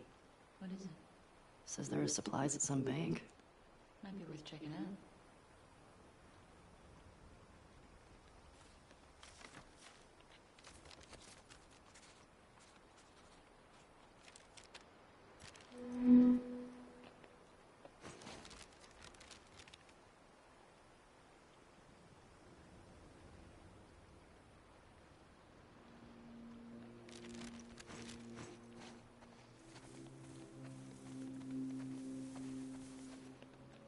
Man, check this out.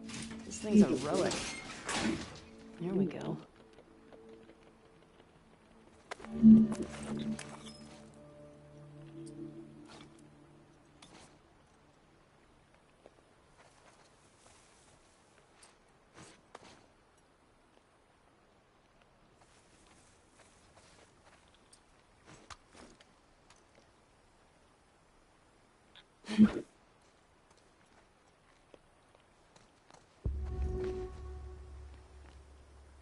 There's the Saravina. You see any other way in? Nope.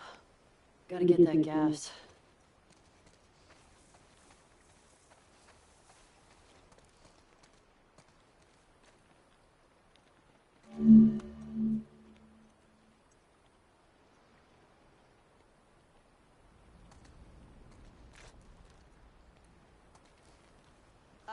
Ellie? Yeah? Do you know what you're doing? I think so.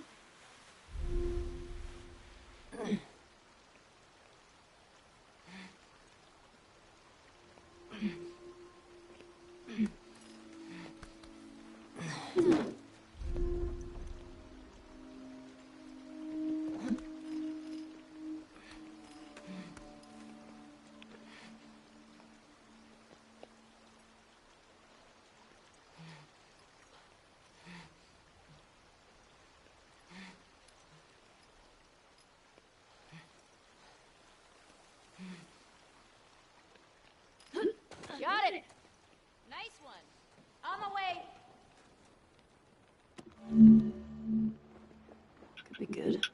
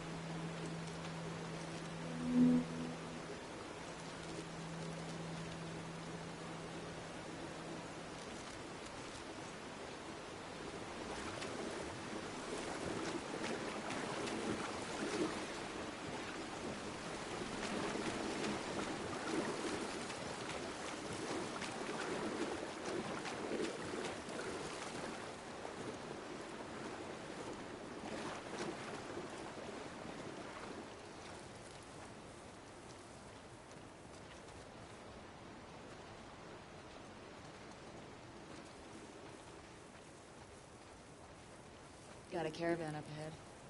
Military got their ass kicked here. WLF. These guys don't fuck around. Hey, I think I found the courthouse. How can you tell? See that sign up there? On the building that says courthouse? Oh, well, nice work, detective. Mark this place on the map.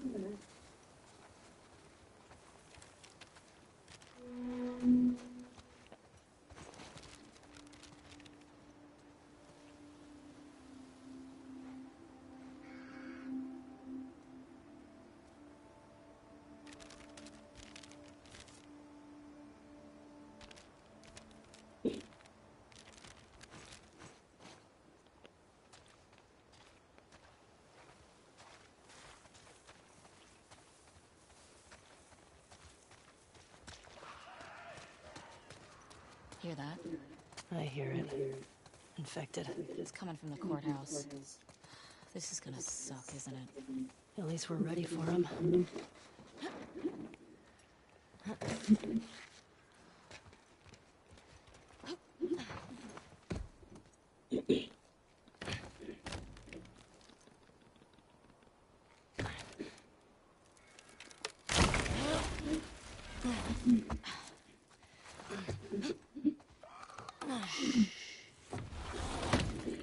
Here we go.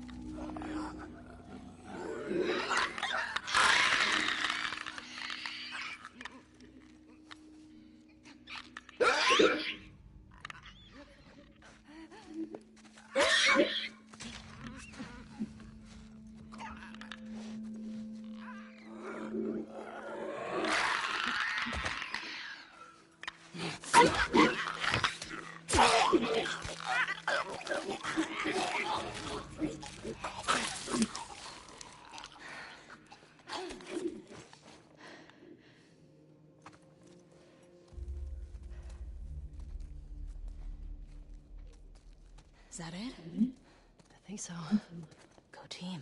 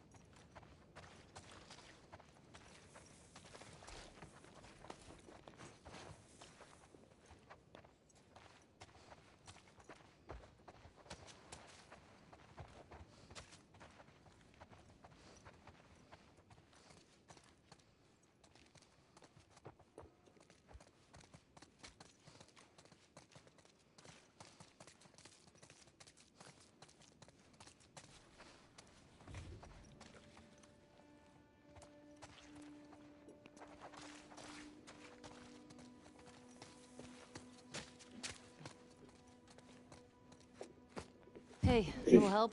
Coming.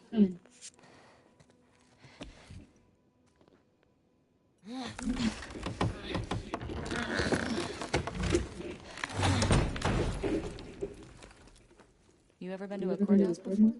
Nope. You're telling me you never got in trouble back in Boston? Oh, I got in trouble, but never landed in a courthouse.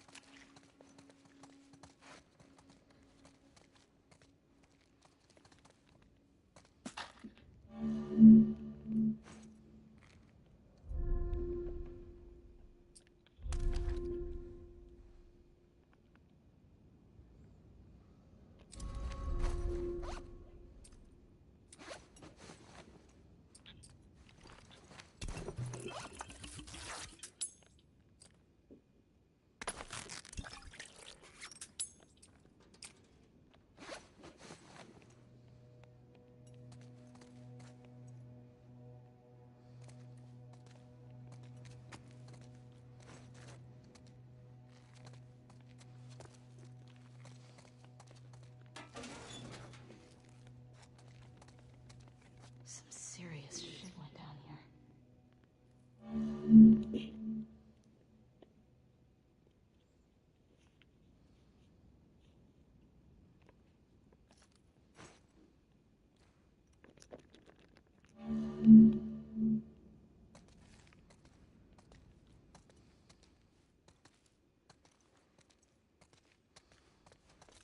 Parking garage. Well, the gas is in there, right?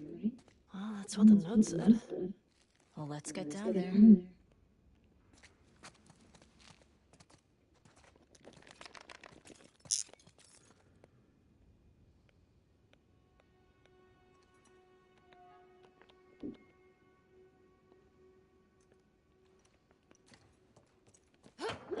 Careful.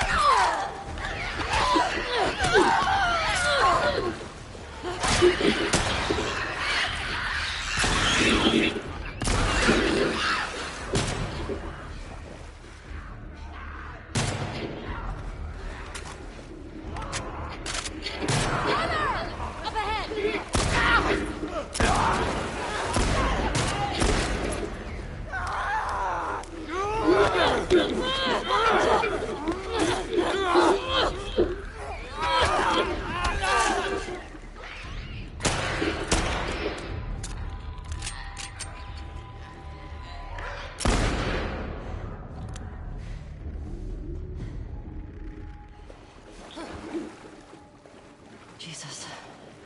I think that's all of them. Well, let's find that gas. I'm not climbing back up over here.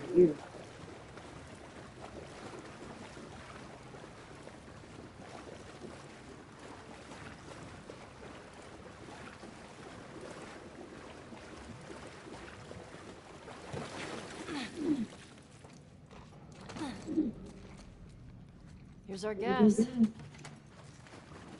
Oh, come on. Empty. Seriously? That giant tank? Yeah. Just tapped out. Well, let's try our luck at the dome. Now, how do we get out of here? Huh.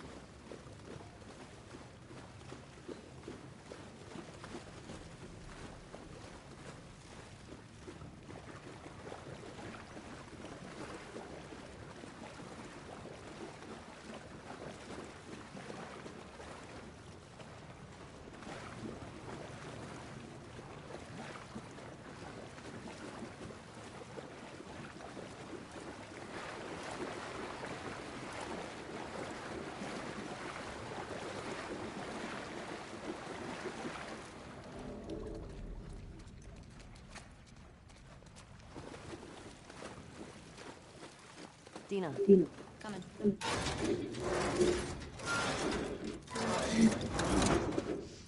Come on!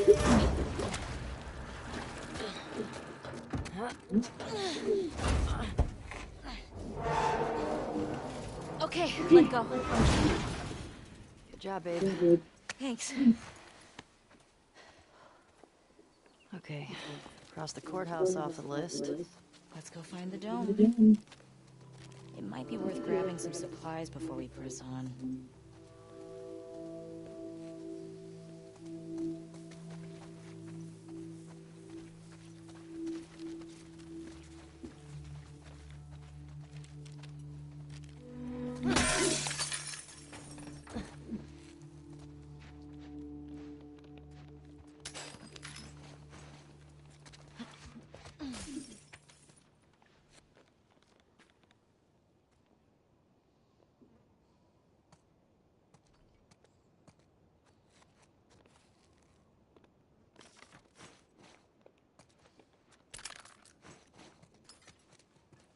Wasn't Joel all about coffee? Kidding me? He'd trade half his stuff for a bag of beans. I never got it. Tastes like burnt shit. Thank you. Acquired taste, my ass.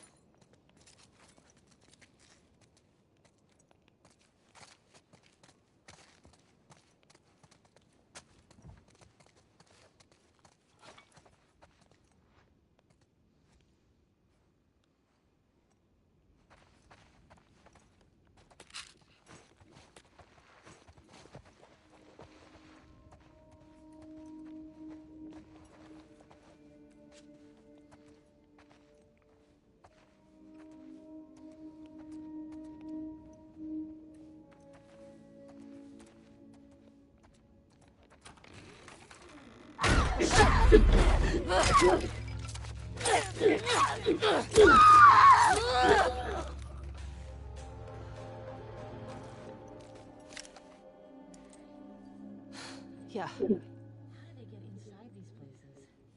I don't know. I hate that shit.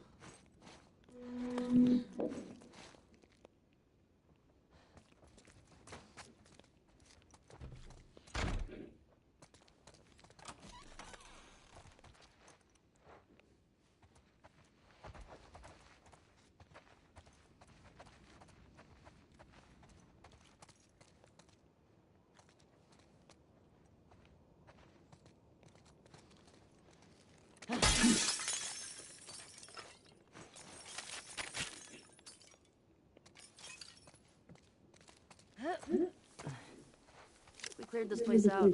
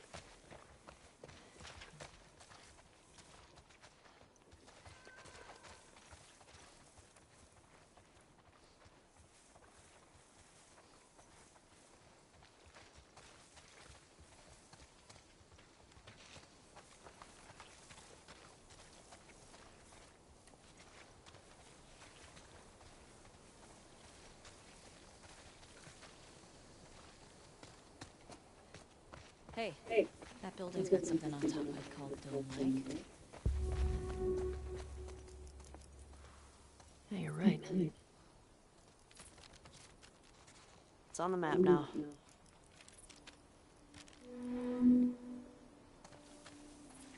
Ration distribution center. In Boston, we'd line up for blocks. And the food sucked. I'd go crazy. Some people did. Check out those stained glass windows. I don't see many of those. Fuel distribution. Here we go. Fedra secured the shit out of this place. Boston always had food shortages. Hungry people get desperate.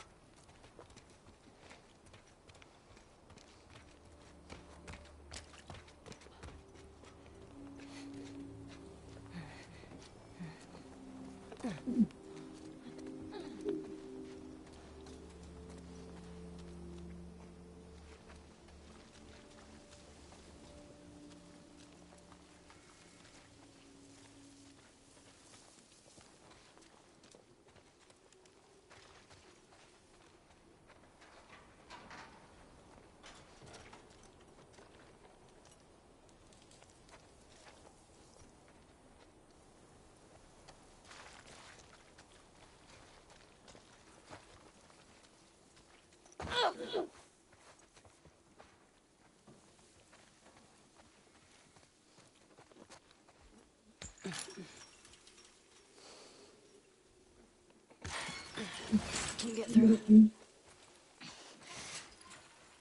All right, I got you.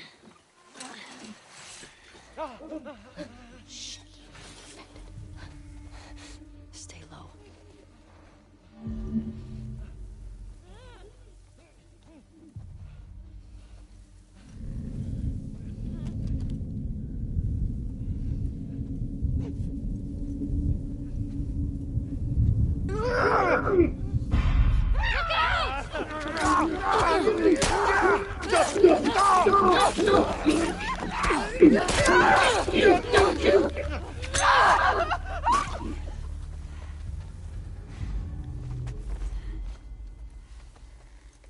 I think we dropped all of them.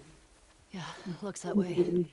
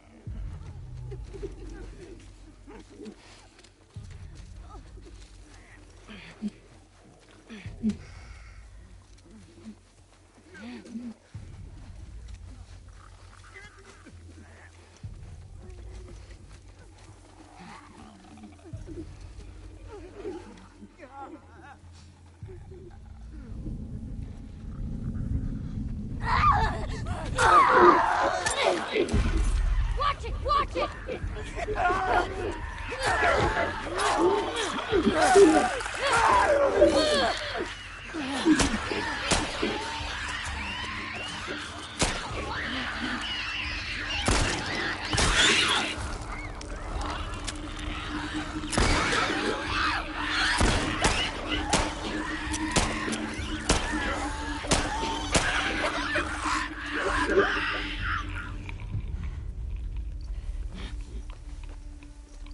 I think that's all of them. I don't get it.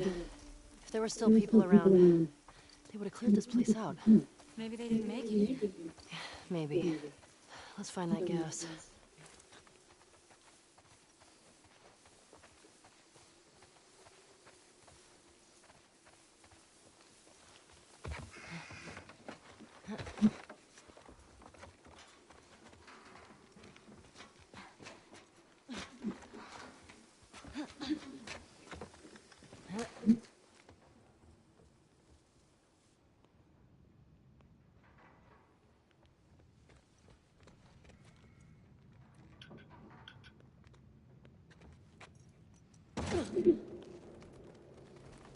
Hey there.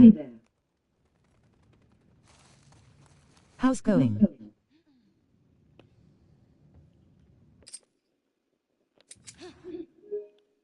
Let's see if I can reply.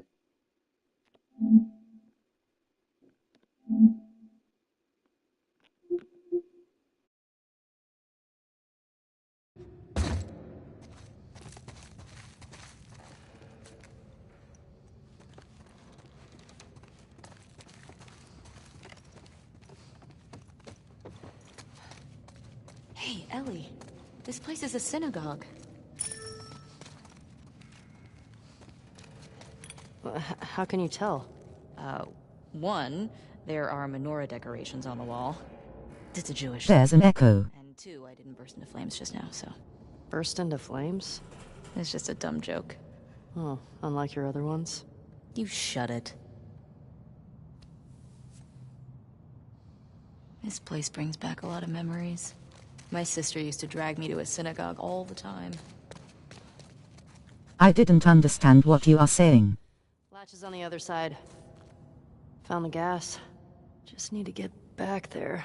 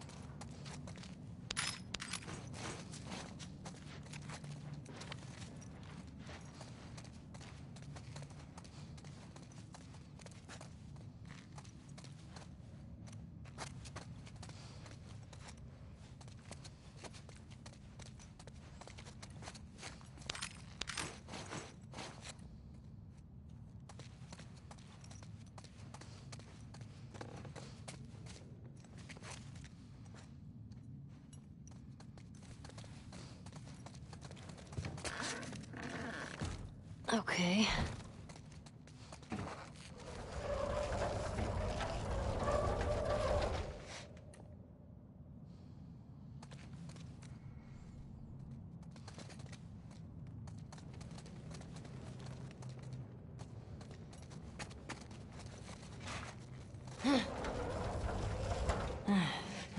You see chats. At Chris Poskett.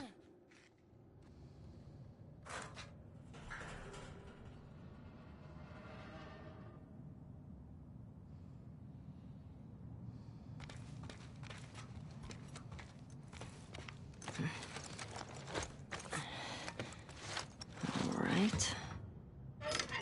Oh, hell yeah. Hey, language. This is a house of worship. We got some gas. Oh, fuck yeah.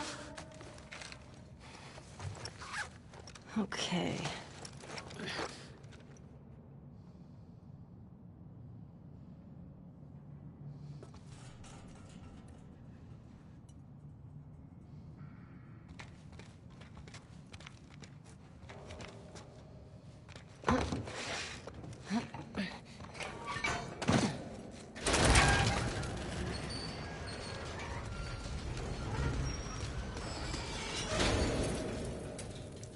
You were, saying something?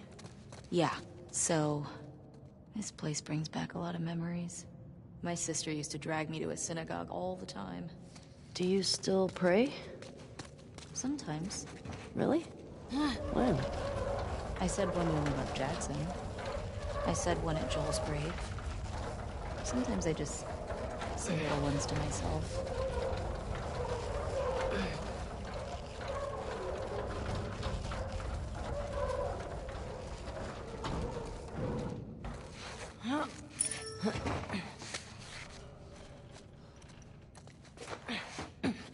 This way. Right behind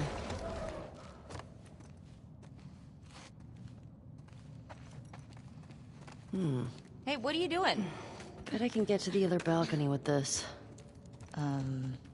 Okay. Ellie, careful. It's okay. It's holding.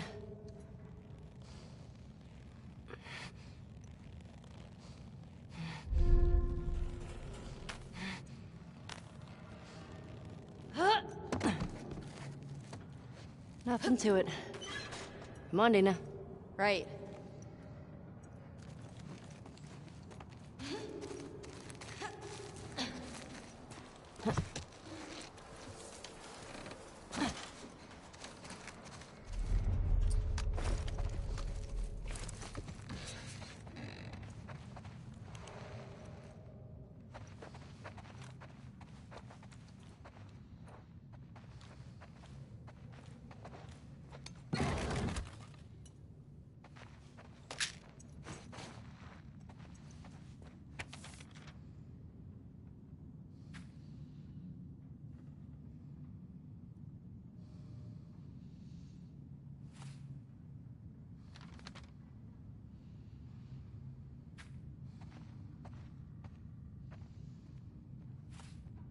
forgot where you were going.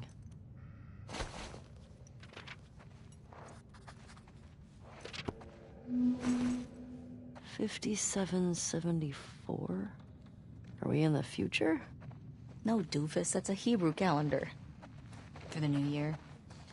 My sister used to give me an apple dipped in honey. Ugh, now I'm craving it. Ugh!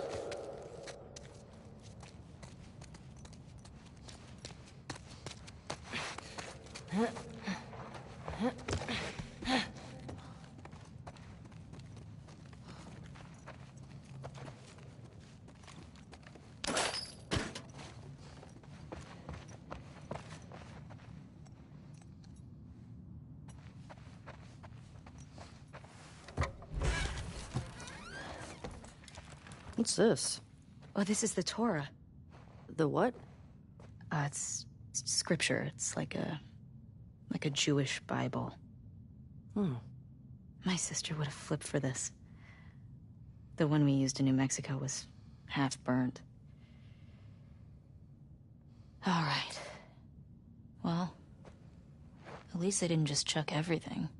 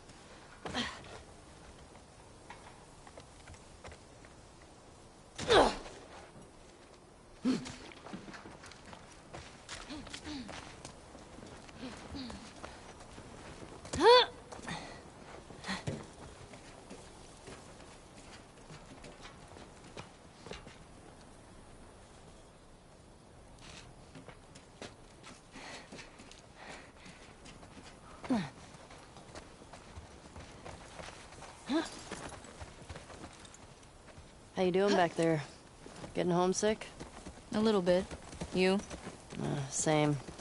Just having a roof over my head. You know, I've always dreamed of fixing up a farm just outside of Jackson. Why wouldn't you stay in town? I don't know. I like the idea of real space. Sounds lonely. Only if you're doing it alone.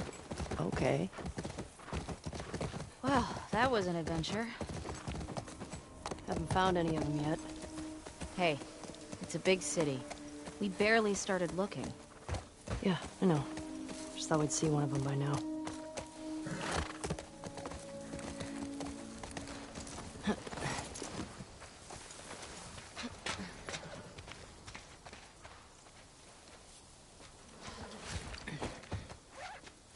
Here we go.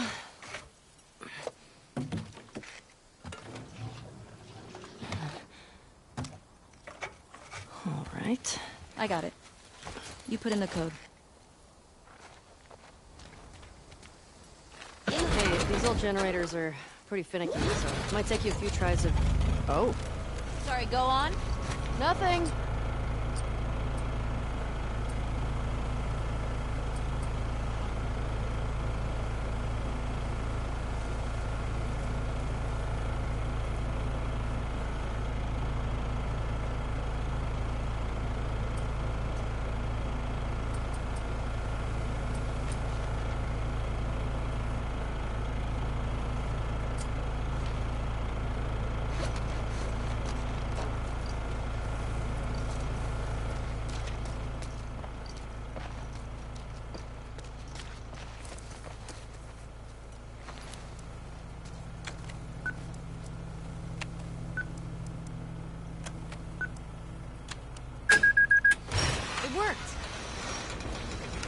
Well, no welcoming committee. Or they're just waiting for us. Let's look for a way in. Keep an eye on those windows.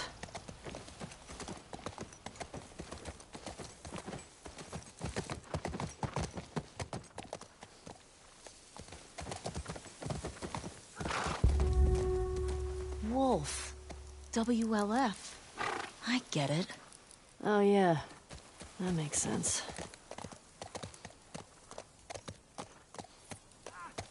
You see that? Infected just hopped that fence. Oh, means we can get in that way. Shouldn't we hear gunshots or something? I don't know what's going on.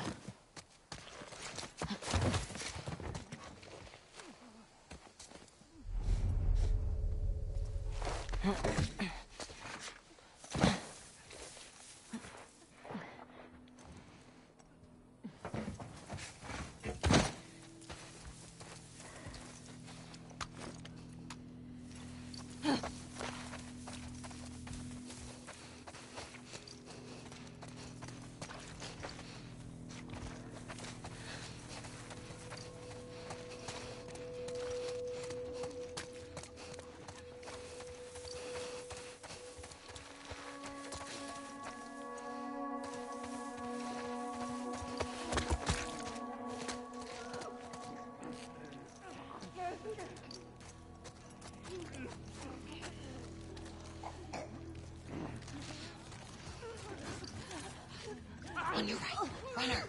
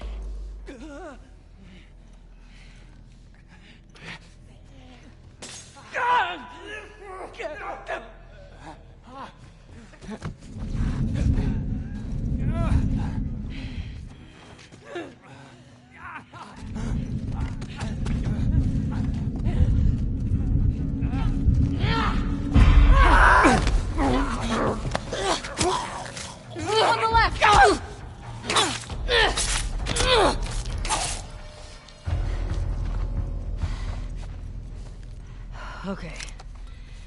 That's that.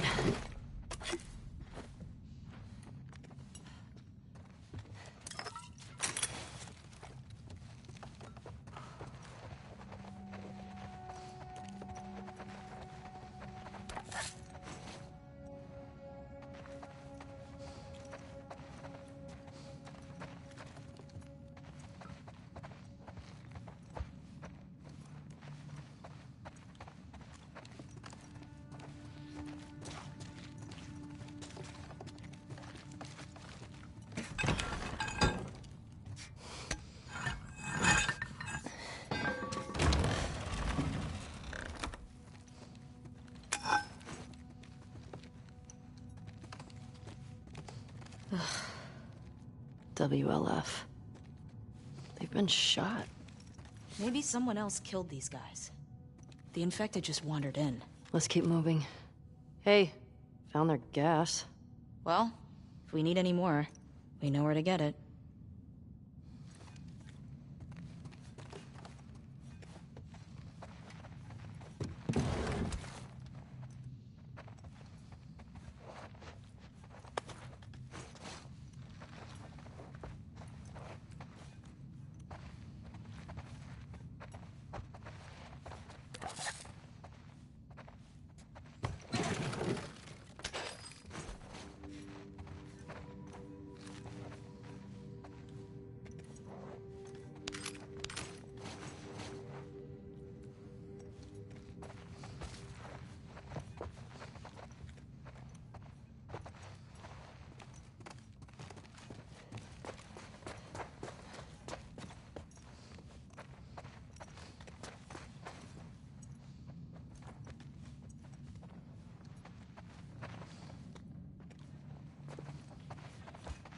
Guess they didn't make it out with their gas after all. That's good, right?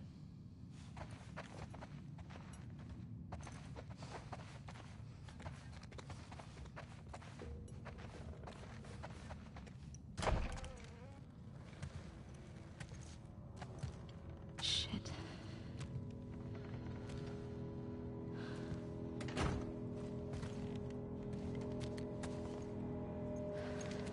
What the fuck happened here? Tommy did this. This? No way. It was definitely him. He's one of the ones that killed Joel.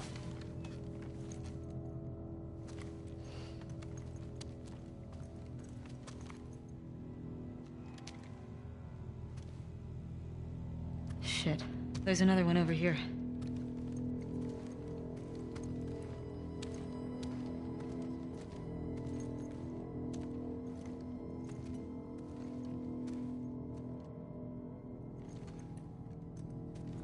I don't recognize him.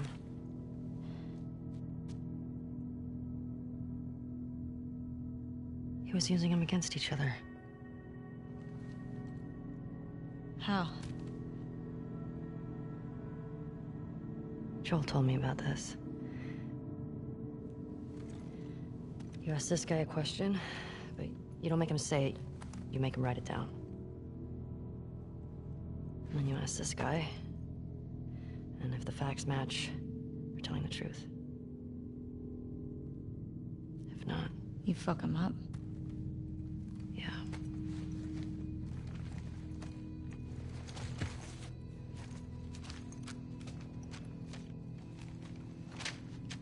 East 1. Another gate code? Looks like it.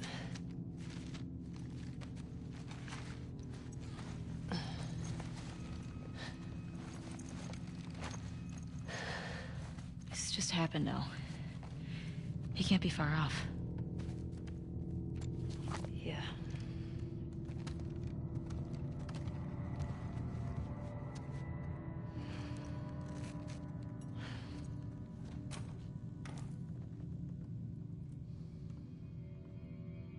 Come on. We can get out this way. Maybe catch up with Tommy. Yeah.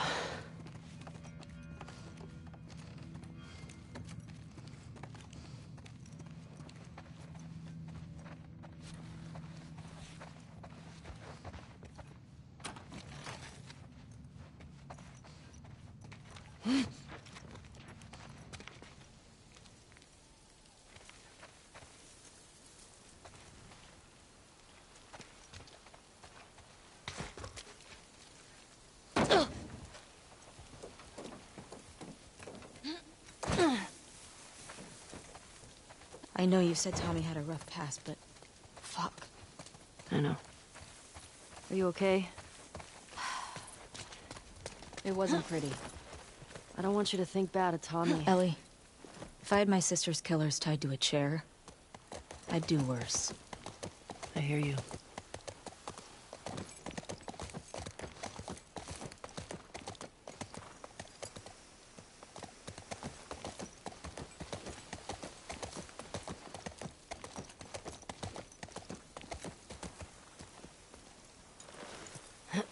You get the generator.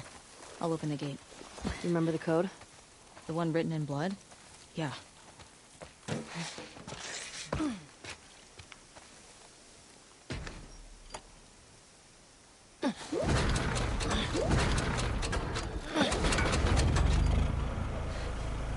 Got it.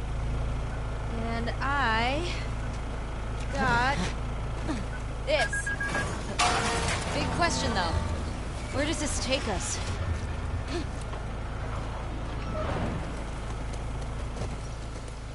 I say we find shelter and we set up camp. Maybe somewhere high up so we can scope out the area. I like that idea. Okay. Let's look for an open building.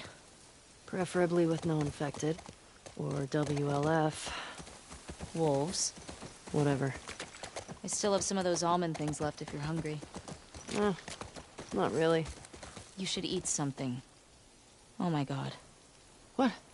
I sounded like my mom just now. I'll be fine.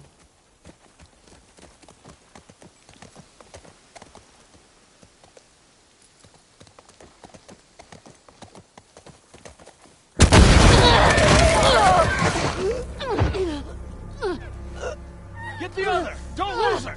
Go!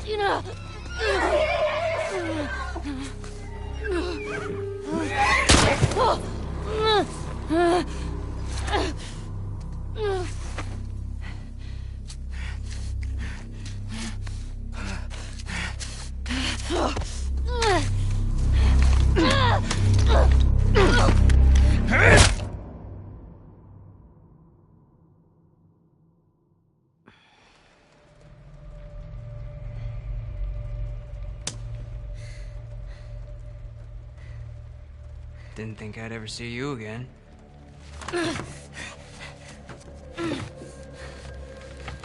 How'd you find us?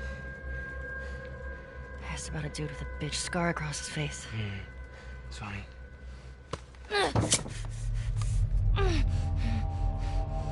How many came with you? Just you two? You can't stop this. Jordan! You're supposed to be out looking for the other one. What the fuck is this? You know the smuggler that we killed out in Jackson? Yeah? This girl was there. What? They're coming after us.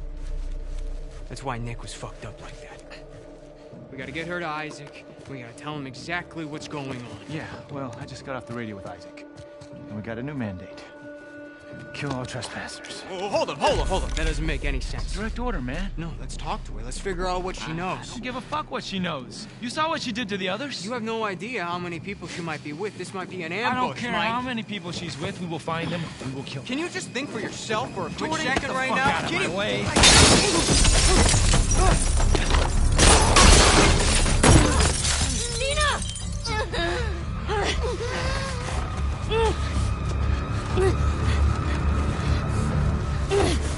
Jesus. Come here.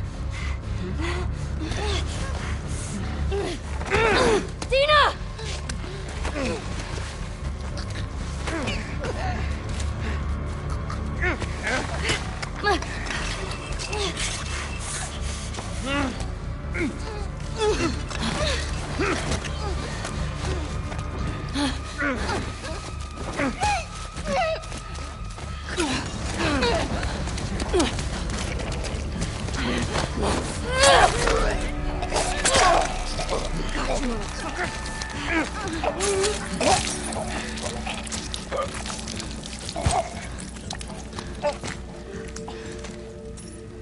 Are you okay?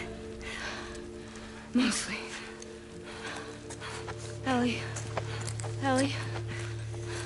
We should go. Somebody would have heard the gunshots. Look, she's one of them. Come on. Look at that later. Was there a TV station on that map? I don't fucking know. Come on. Fuck, Ellie.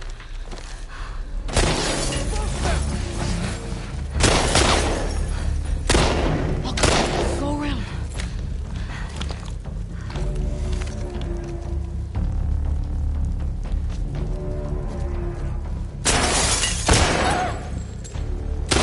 Wipe them out!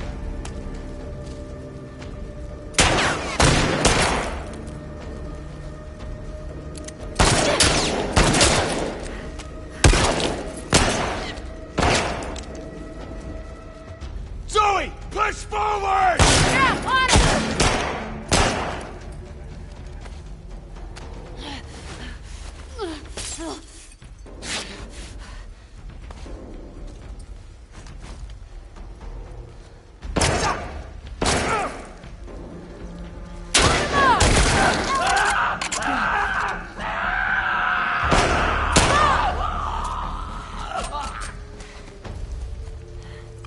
Let's go. How many guys did you see? Enough. We gotta get the hell out of here.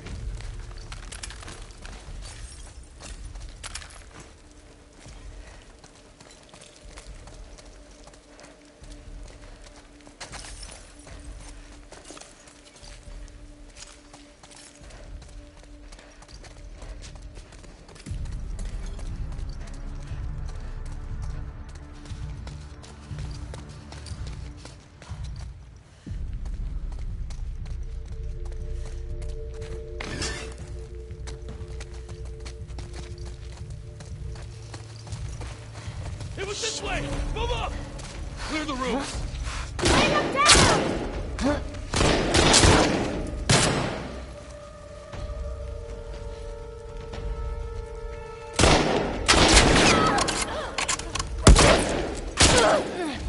Oh, God damn it!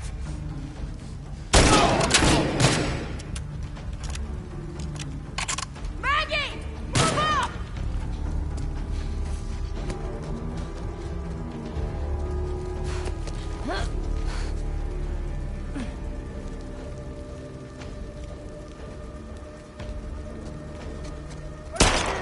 Back there!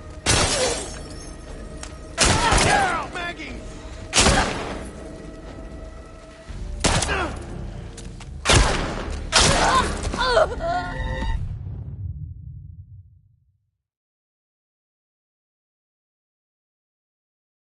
It was this way! Move up! Clear the rooms! Move in!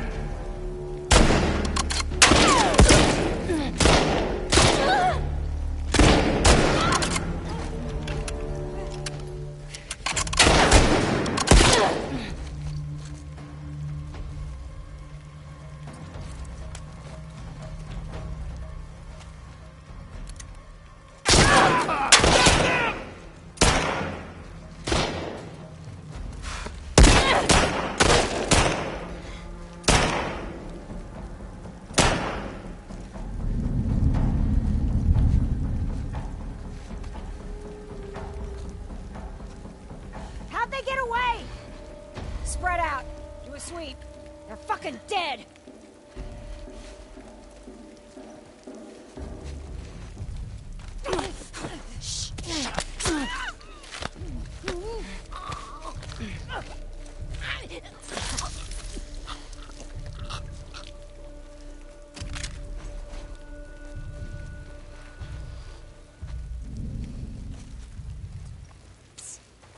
To your right.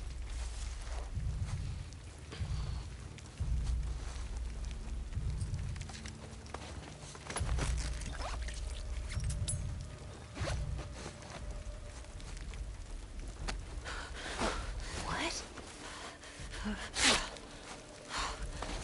Watch it. On our left. Got him! Here! Laura!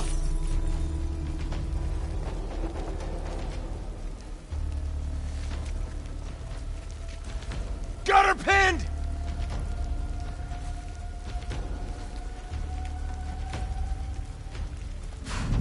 Got this!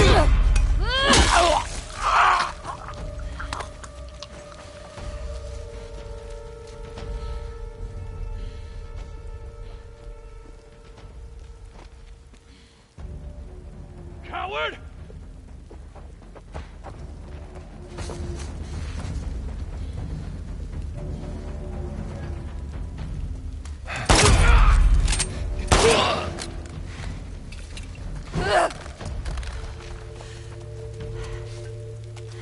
You good? Yeah. You recognize any of these guys? No.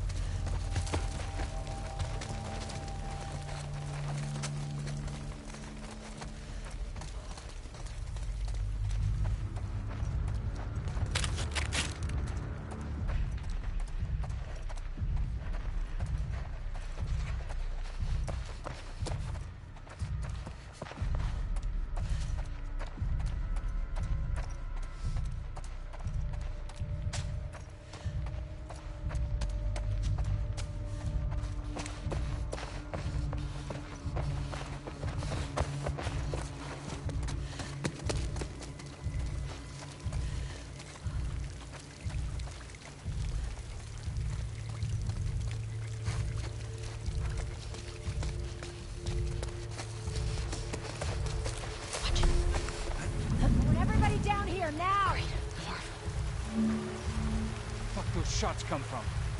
I don't know. Search the courtyard. You, hold the cafeteria. I'll cover here. Right.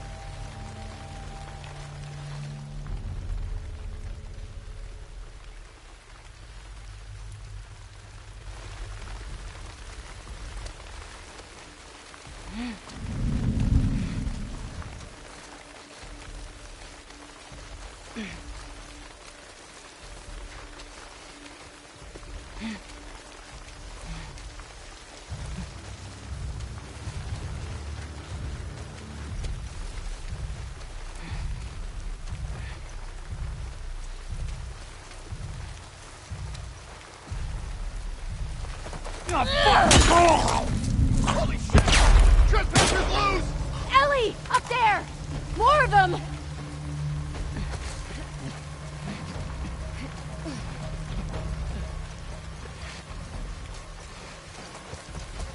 They went into the grass! Where'd they go? Fan out. Hunt them down.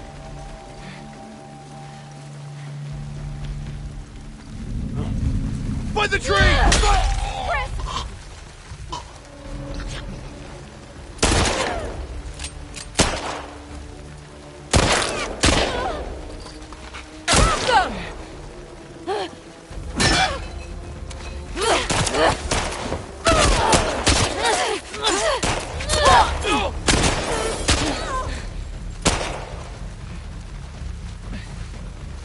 Got her trapped!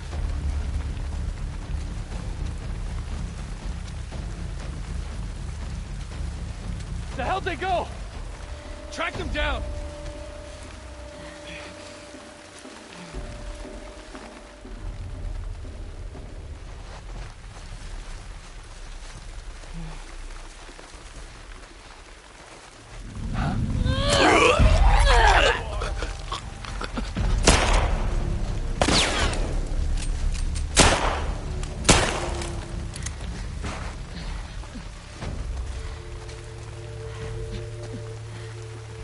There's a lot of them. I told you.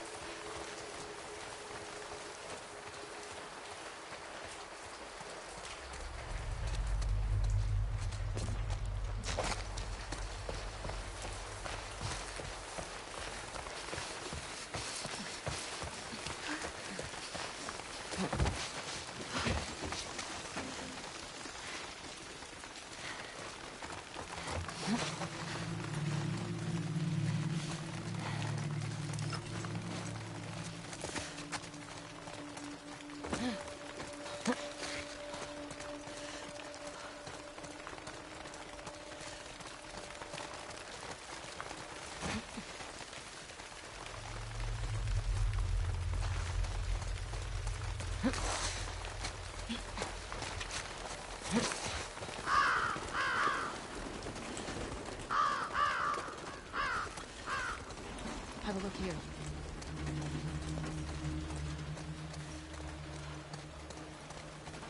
Fuck these wolves. Steal their shit.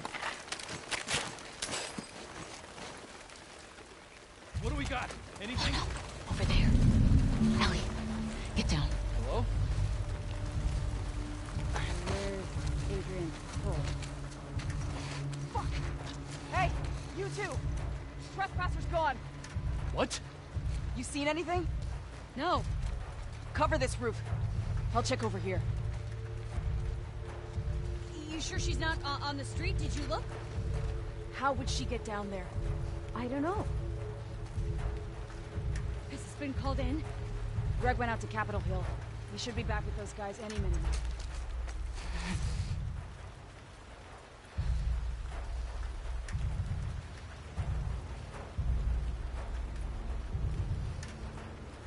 Damn it. Where'd everyone go? See anything down there? There's no one here. This doesn't feel right. Come with me. Let's check.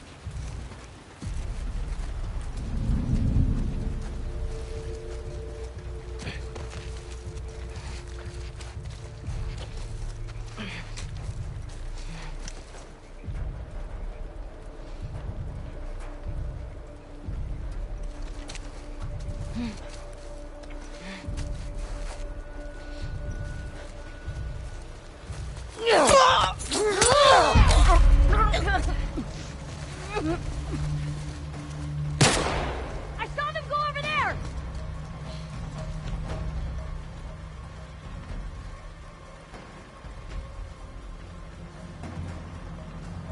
The fuck are they? Comb this entire area. Find where they're hiding.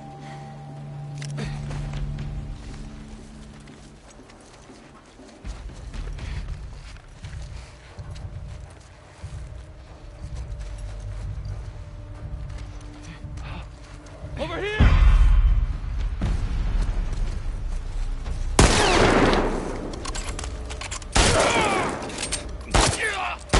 Alan!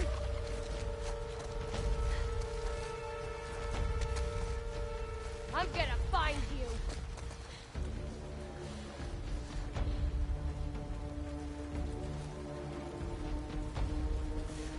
Damn.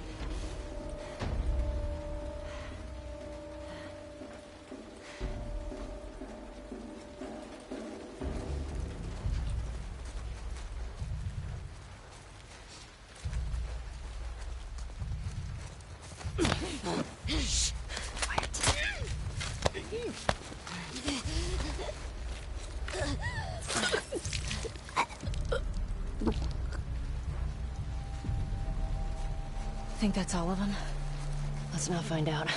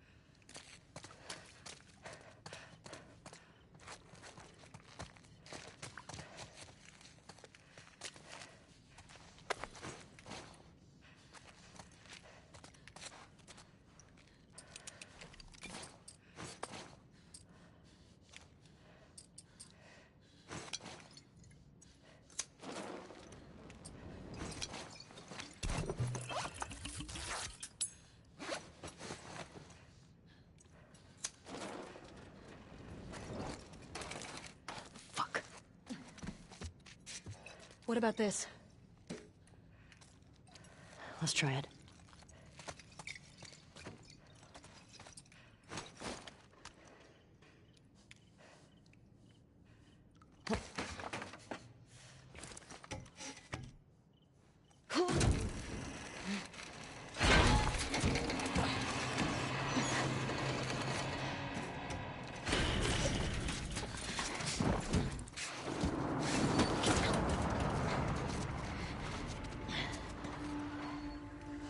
Come on, inside. Come on. We gotta get away from this school. Now. There has to be a way down to the street somewhere.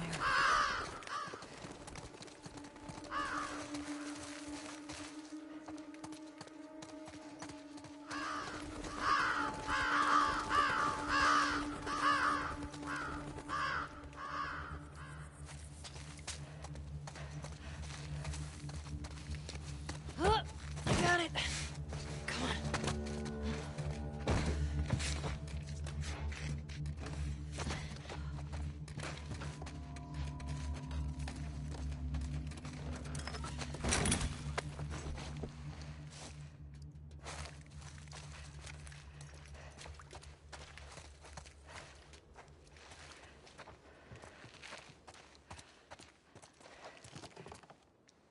We need to get to the street.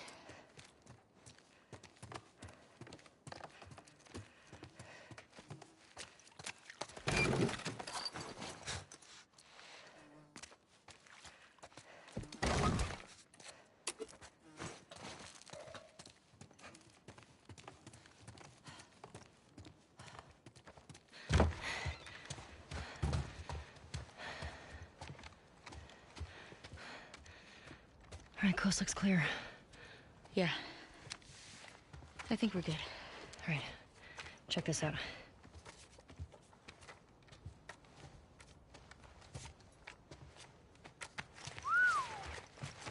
She's one of them. Well, fuck her then. Read the letter.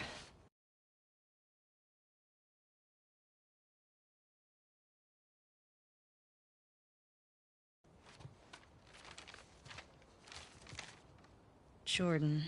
Isaac's got us posted up on a 2-week at the TV station.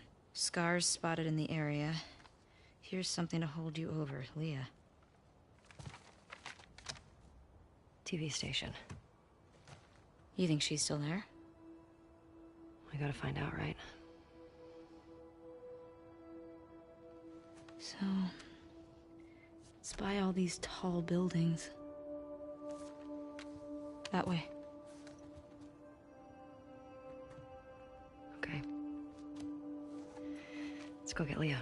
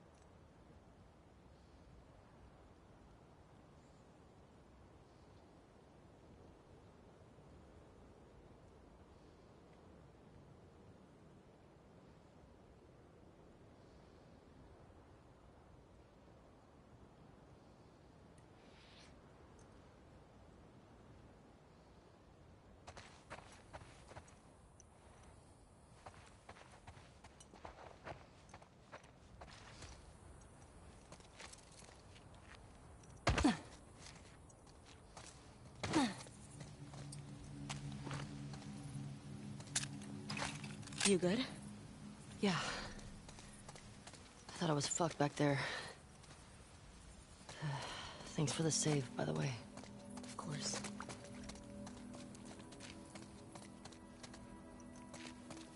So, those are the wolves. They're really armed. Yeah, they are. Do you think there were gonna be this many of them? Tommy said this was a possibility. Does that change anything for you? No?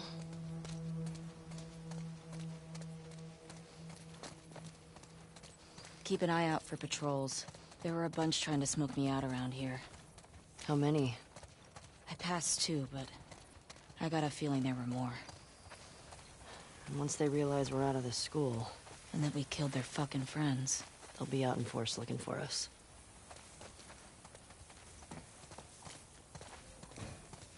I can't believe they just attacked like that. These people are not like us. What if we'd been refugees? What if we, I don't know, had intel they needed? It doesn't seem like they care about that.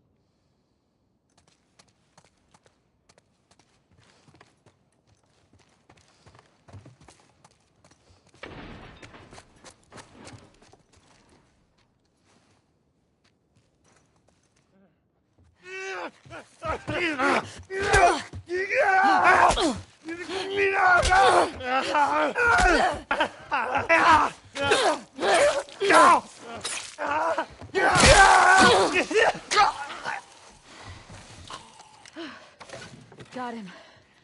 Nice one. Shit. Oh, my heart's racing. Same.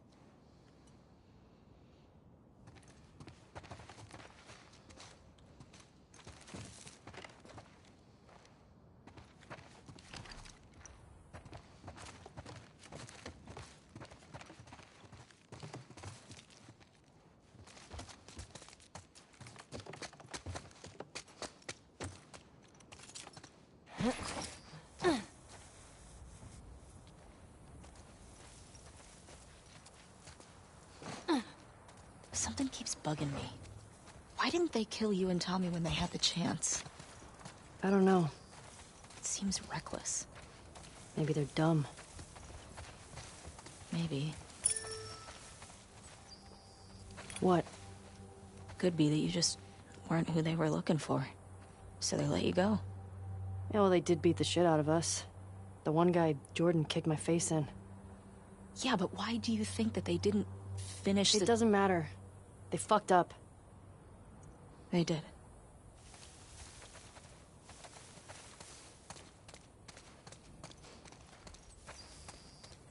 What was the name of the girl in the note?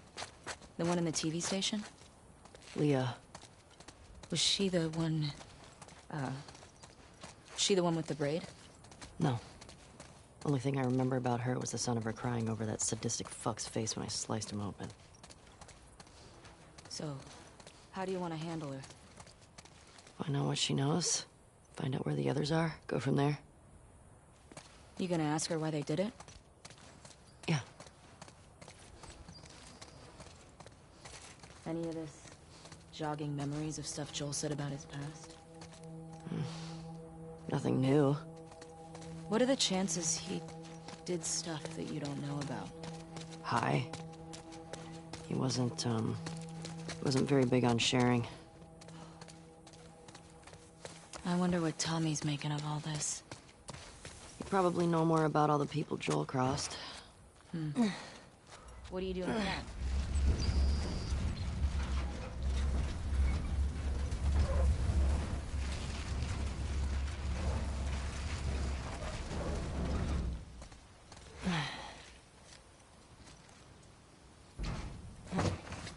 I'll be back in a sec. I'll keep watch.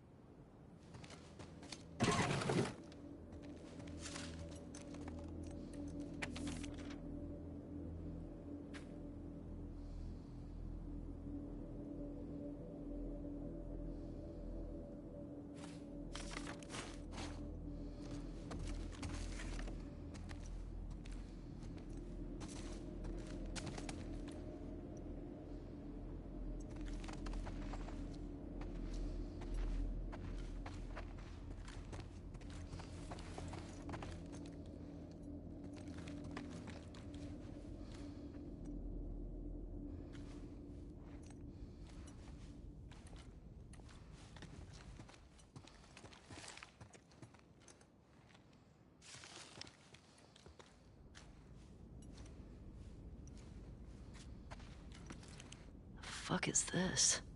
Some kind of bomb? Huh.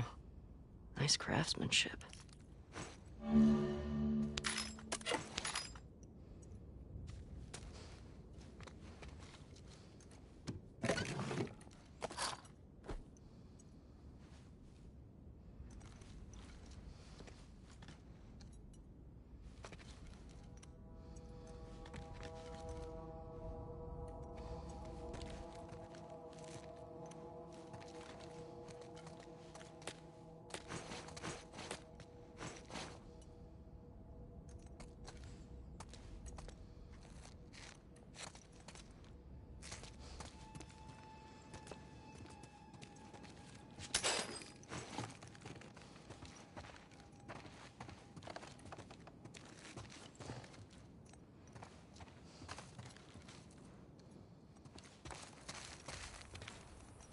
Was it worth it?